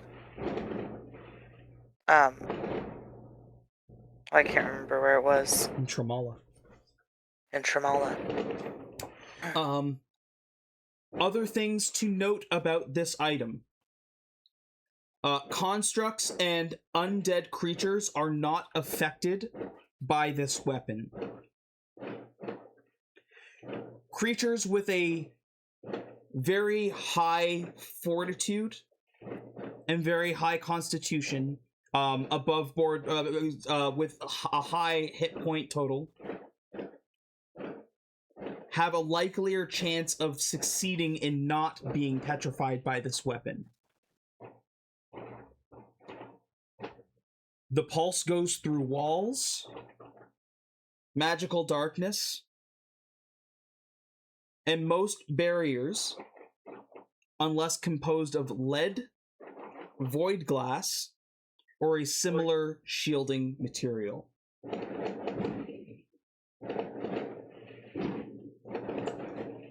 This weapon is not usable relentlessly. It does have a limit, but there are several ways to recharge this item when it is used up. Hold on one second. Oh my god, these fireworks are driving me nuts.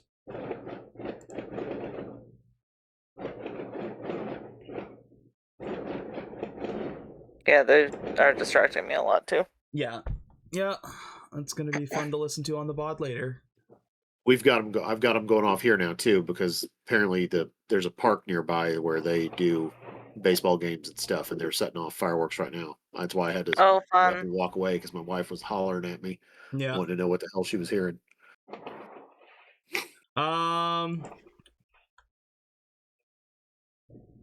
The method in which the power to this weapon is restored. There are 4 different methods.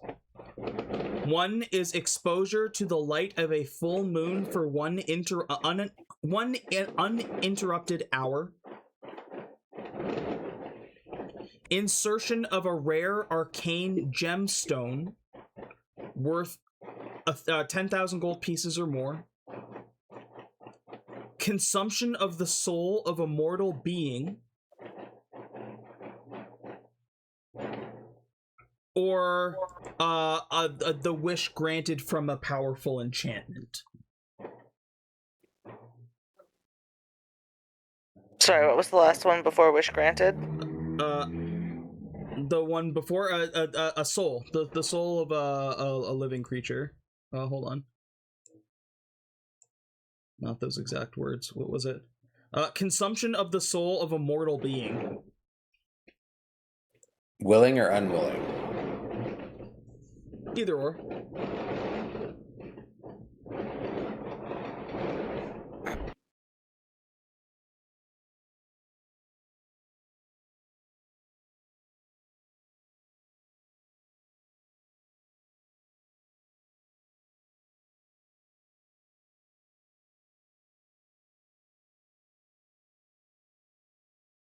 Okay.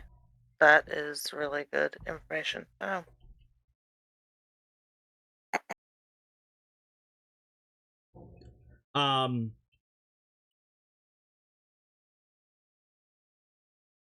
The weapons that Ovelia and Eldis wield were also created by the dwarves of Dominion, but they do not harness the same level of power.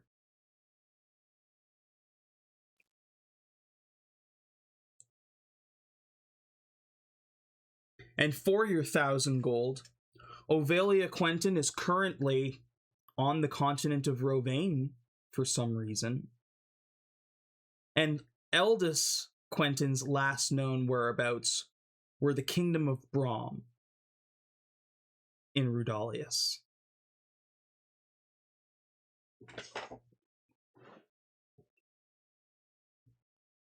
Sorry, that was Eldest last known in Kingdom of Brom? Yeah, Eldis's last known location was the Kingdom of Brom in Rudalius.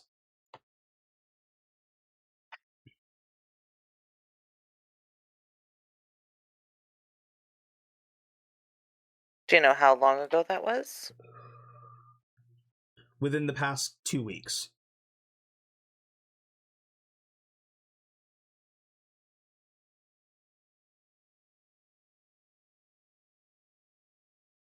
And Ovelia's in Rovain for some reason. And that's like current. That's current.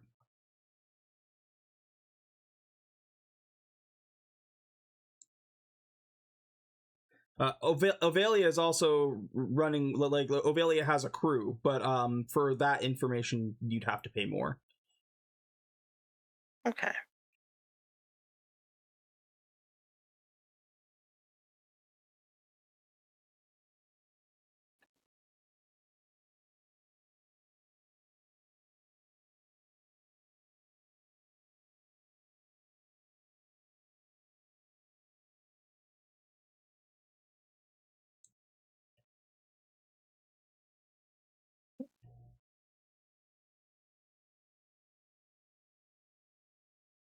Now, because it was a while back, I will make note that you have heard fairly recently about the Kingdom of Brom, because Lyle and Gregory were headed there with Captain Crunch.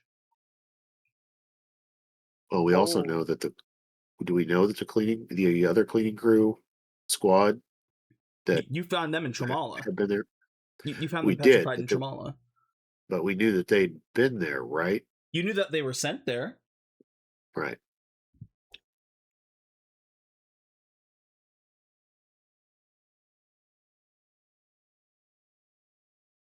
But when you found them, they were in Tramala, already petrified.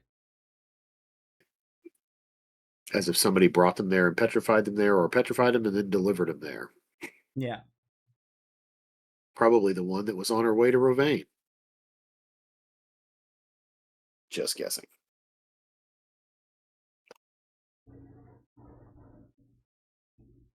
Yeah.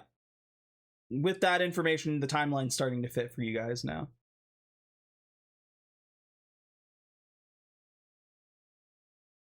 Been here through a full moon cycle.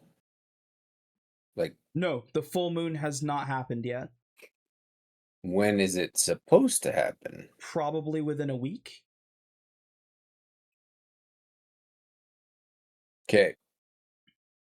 So to rule out one recharge option on the Medusa device, we need to make haste within a week, just in case. 'Cause if that thing gets recharged, we're all gonna have a bad day. Yeah. Did she say how many uses it gets before it needs to be recharged, or did it? No, Like, she did I did miss not. that or no? She did not. Yeah, just said recharge.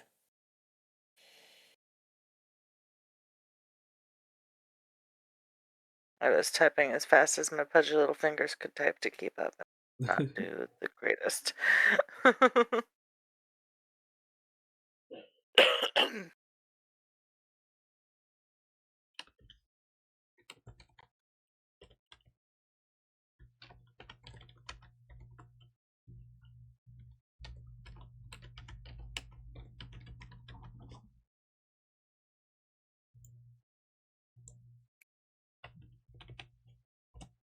Well, let's get this wedding out of the way, if they're ready. Otherwise, you may just have to officiate it as we're underway, because we need to go. Because we're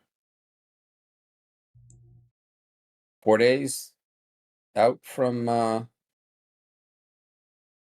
getting there. Is that what basing on the sea chart? 1, 2, 3 days. About 3 days. If you really, really gun it and push the ship to its limits, you might be able to get there in between 2 and 2.5. So haste makes waste, but in this case, we really need haste. Yeah. Do you bring this information to the rest of the crew? Like, do you tell Scam and that about what's happening? Or do you just keep it to your core 4 and Rosalia?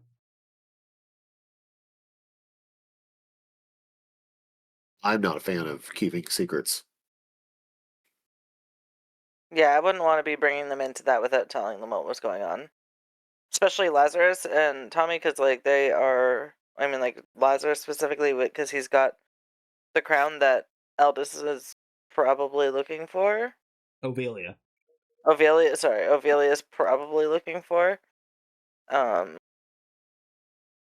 and So- almost, I mean, we're at a point where we almost have to take him with us, but I don't want to do so under pretense because the fucker scares me. Yeah. And, you know, God knows what the hell that, powerful magician will do to us if he found out we were lying to him.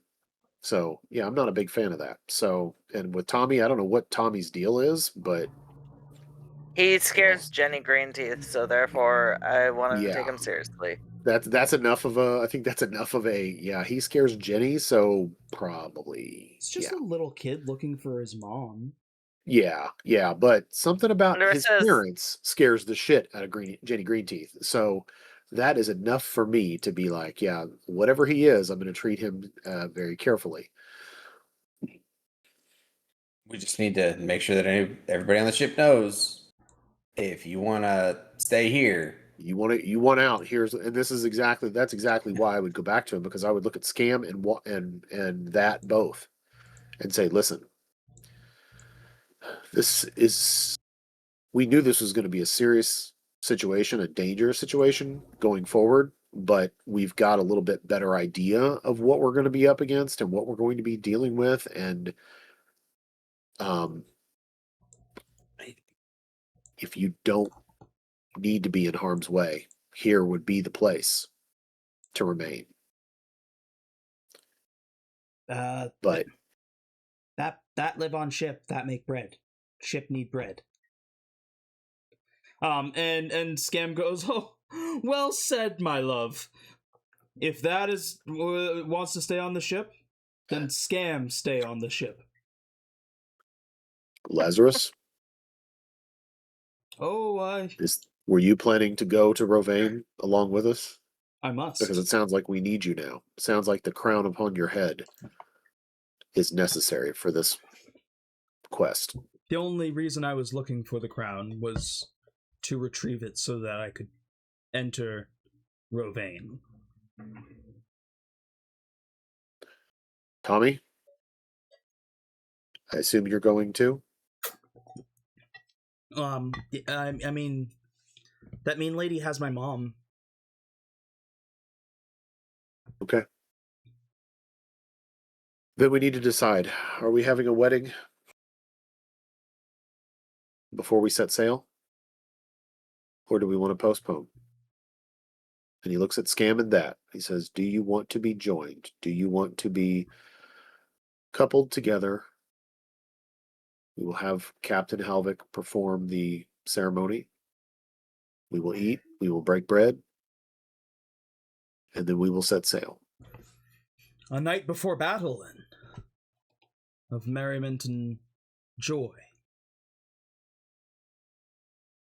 If we are not living life, then what is the point? I agree.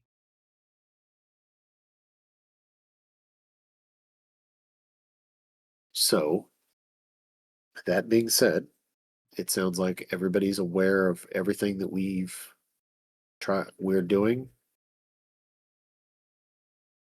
Now is the time to make our preparations for our feast.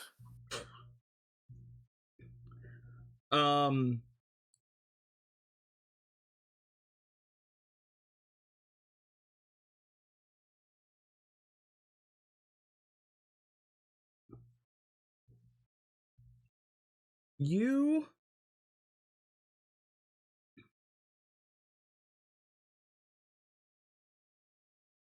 Yeah, so you yeah, I mean, it sounds like this wedding is happening right now.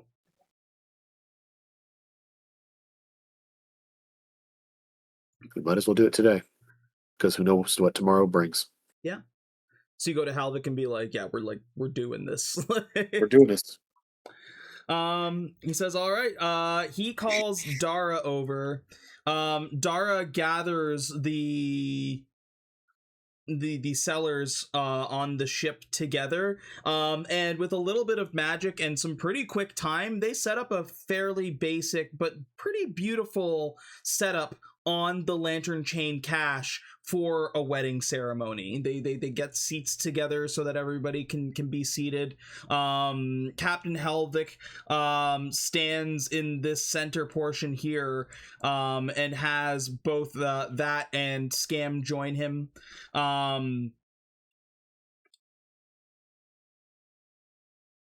Helvik, once everybody is seated, says, I love a good impromptu joining or marriage. But we're gonna keep it clean. No fighting, no biting, okay? Points to everybody. And if anybody gets stabbed, you must toss them off the ship. They can't stay on. Don't get blood on my wood. We are gathered here today for the joining of that the Bread Goblin and Scam Likely. There is nothing more important than family. No matter if it's a family you were born with or found family, at the end of the day, the people that you hold closest, it is important that they are your ride or die.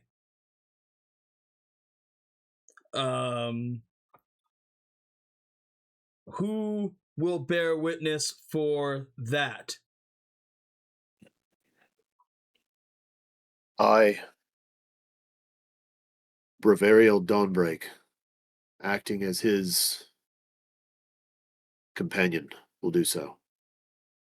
Thank you, Bravarial. And who will who will witness for Scam? I, Jesus Christ, will stand for Scam. Will the witnesses please come forth and sign your oath to this union in blood? And there's a spot with your names beside, it's like your names beside their names in the same like standing formation you're in, and there's a spot for you to put like your thumbprint. Sure. Just prick it, thumb it. He holds their hands together and says, "You are now bound in a union that will go on for everlasting. May you forever be family to each other, and may you have a long and prosperous relationship and love together. By the powers vested in me by the sea, I now pronounce you joined. You may kiss your loved one." And they embrace and give each other a very graphic, sloppy, wet kiss as the magic users on the ship throw off some very very beautiful like dancing lights and like very harmless spells that are like all that give off some beautiful pyrotechnics, and that and Scam are joined. The night proceeds with a delicious meal supplied by both that and Brunk. There is music. Some of the people on the ship and know their way around an instrument and play some music throughout the night. M offers drinks for the evening for free. So anybody who walks up, she's just slinging free drinks as a gift to the to the newlyweds. How are you feeling in this moment, Brunk?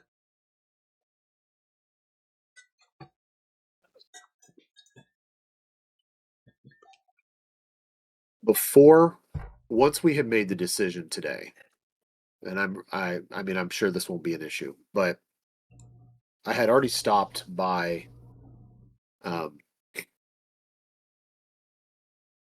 Iris's shop, and I procured the echo thread. And before we really got started with everything today, I did use the echo thread to record the next 24 hours because I wanted everything that happened, everything that I was experiencing, I wanted to be able to go back and revisit it as needed going forward, knowing that the days ahead are probably going to be difficult, and I could probably use the extra light from this memory to carry me through. So I have used the thread for the 24-hour purposes of recording everything that happens within, within that distance around me, so that I can, hold on to it, or so that I can keep it and replay it as I go forward. That's beautiful. I'm feeling a little, there's a little pride. There's a little fear. There's happiness. There's sadness, but not about the union. It's about it's coupled with the fear of loss, of taking that in particular into a dangerous situation where I cannot be certain that I can protect myself, let alone him or anybody else on the ship. I will certainly do everything that I can do, but I kind of watch the ceremony and watch the celebration after the fact, and I do my best to smile and participate and have a good time. I will probably ask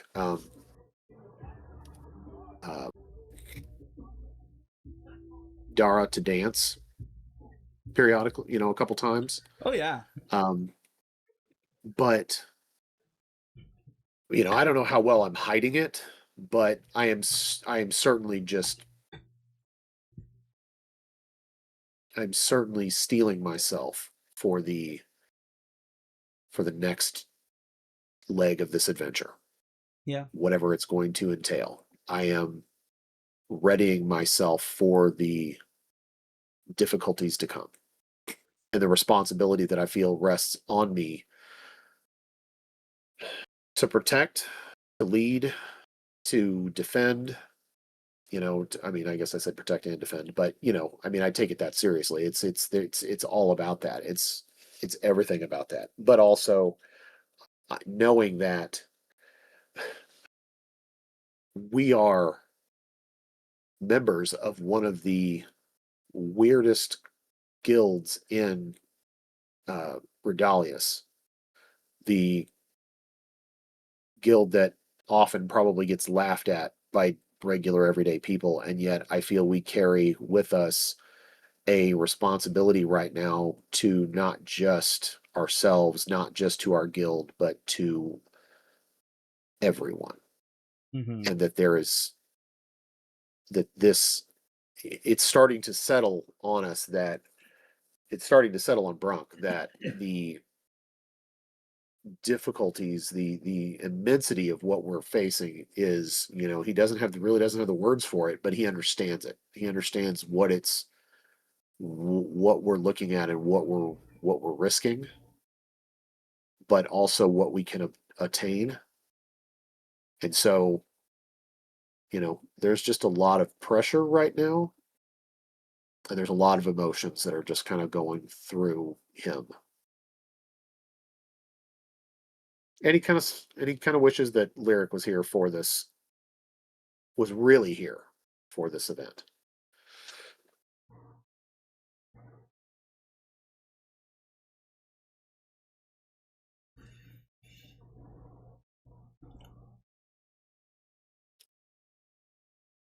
Yeah. That's especially that sense of like longing for Lyric. The whole family thing. Yeah. Lyric is family. Yeah. And it feels like part of the family's not here right now. And that's, there's an absence.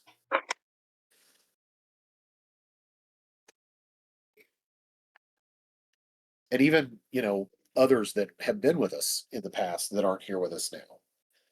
There's a sense of absence. Yeah. Ugh. Valerith, what about you? How are you feeling in these moments? I know for Valerith there's probably a lot more indifference. But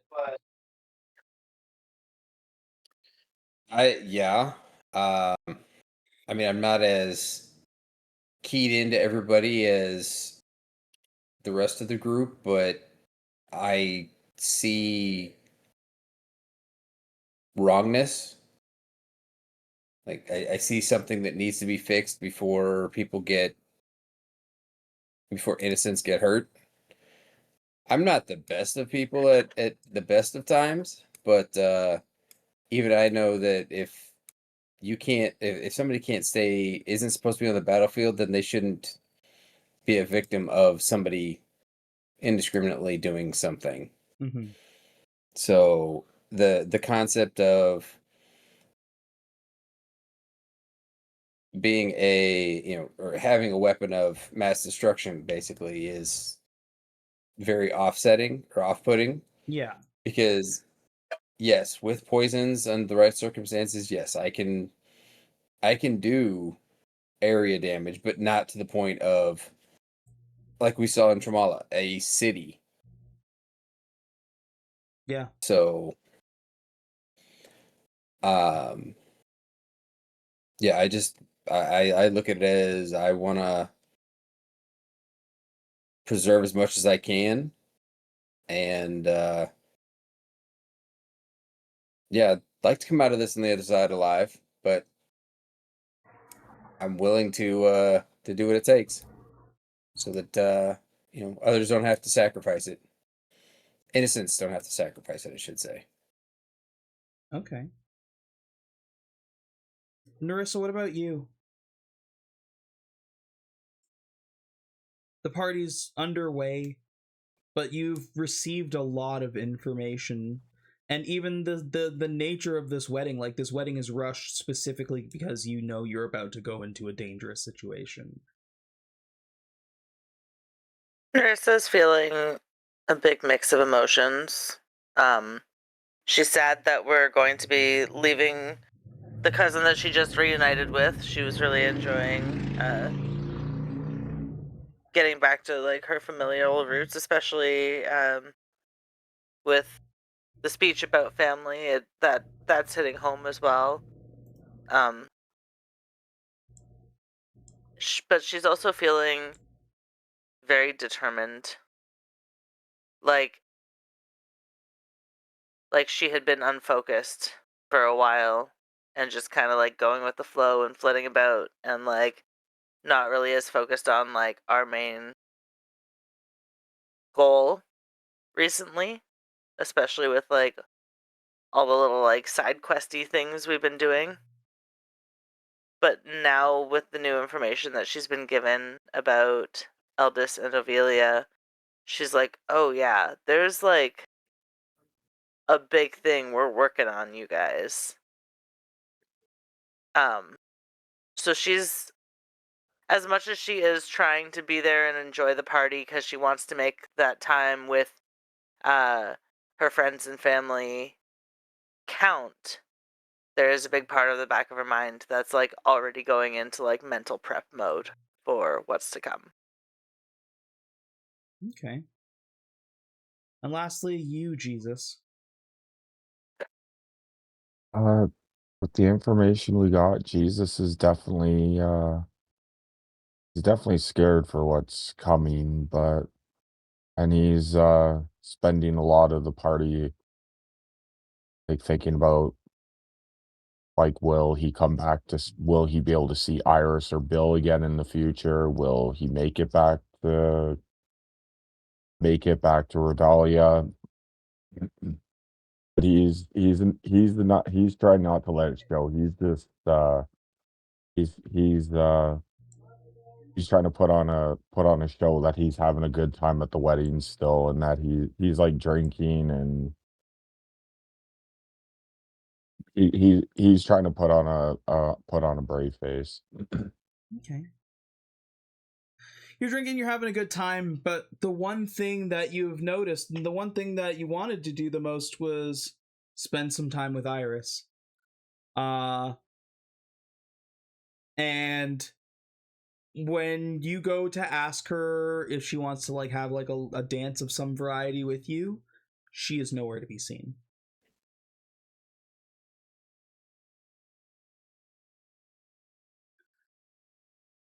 In that moment, you feel a sting on your palm.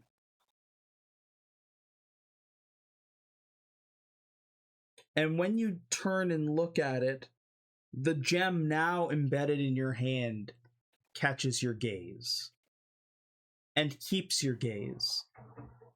And while the rest of the party happens around you, you lose yourself in the gem.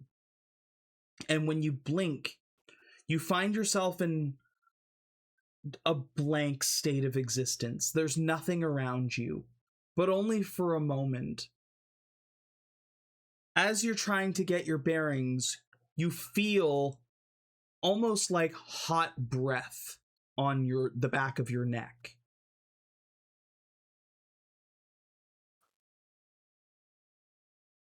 Do you turn to face it? I do. You turn to see what the hot breath belongs to. And in your face is a giant demon.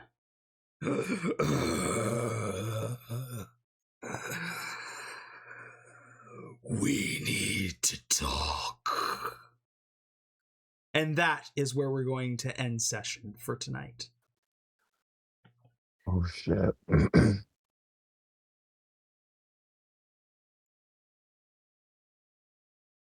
Oh, shit. Great. And that is it for the evening. I'm going to give everybody another 10 points on your points cards before we even end the stream for tonight. For everyone watching at home, which is basically Joda, thank you so much for tuning in. We do love every single one of you. We hope you have a wonderful day, afternoon, or evening, wherever you are. And as always, power to the players. Have a great night and a wonderful Father's Day weekend.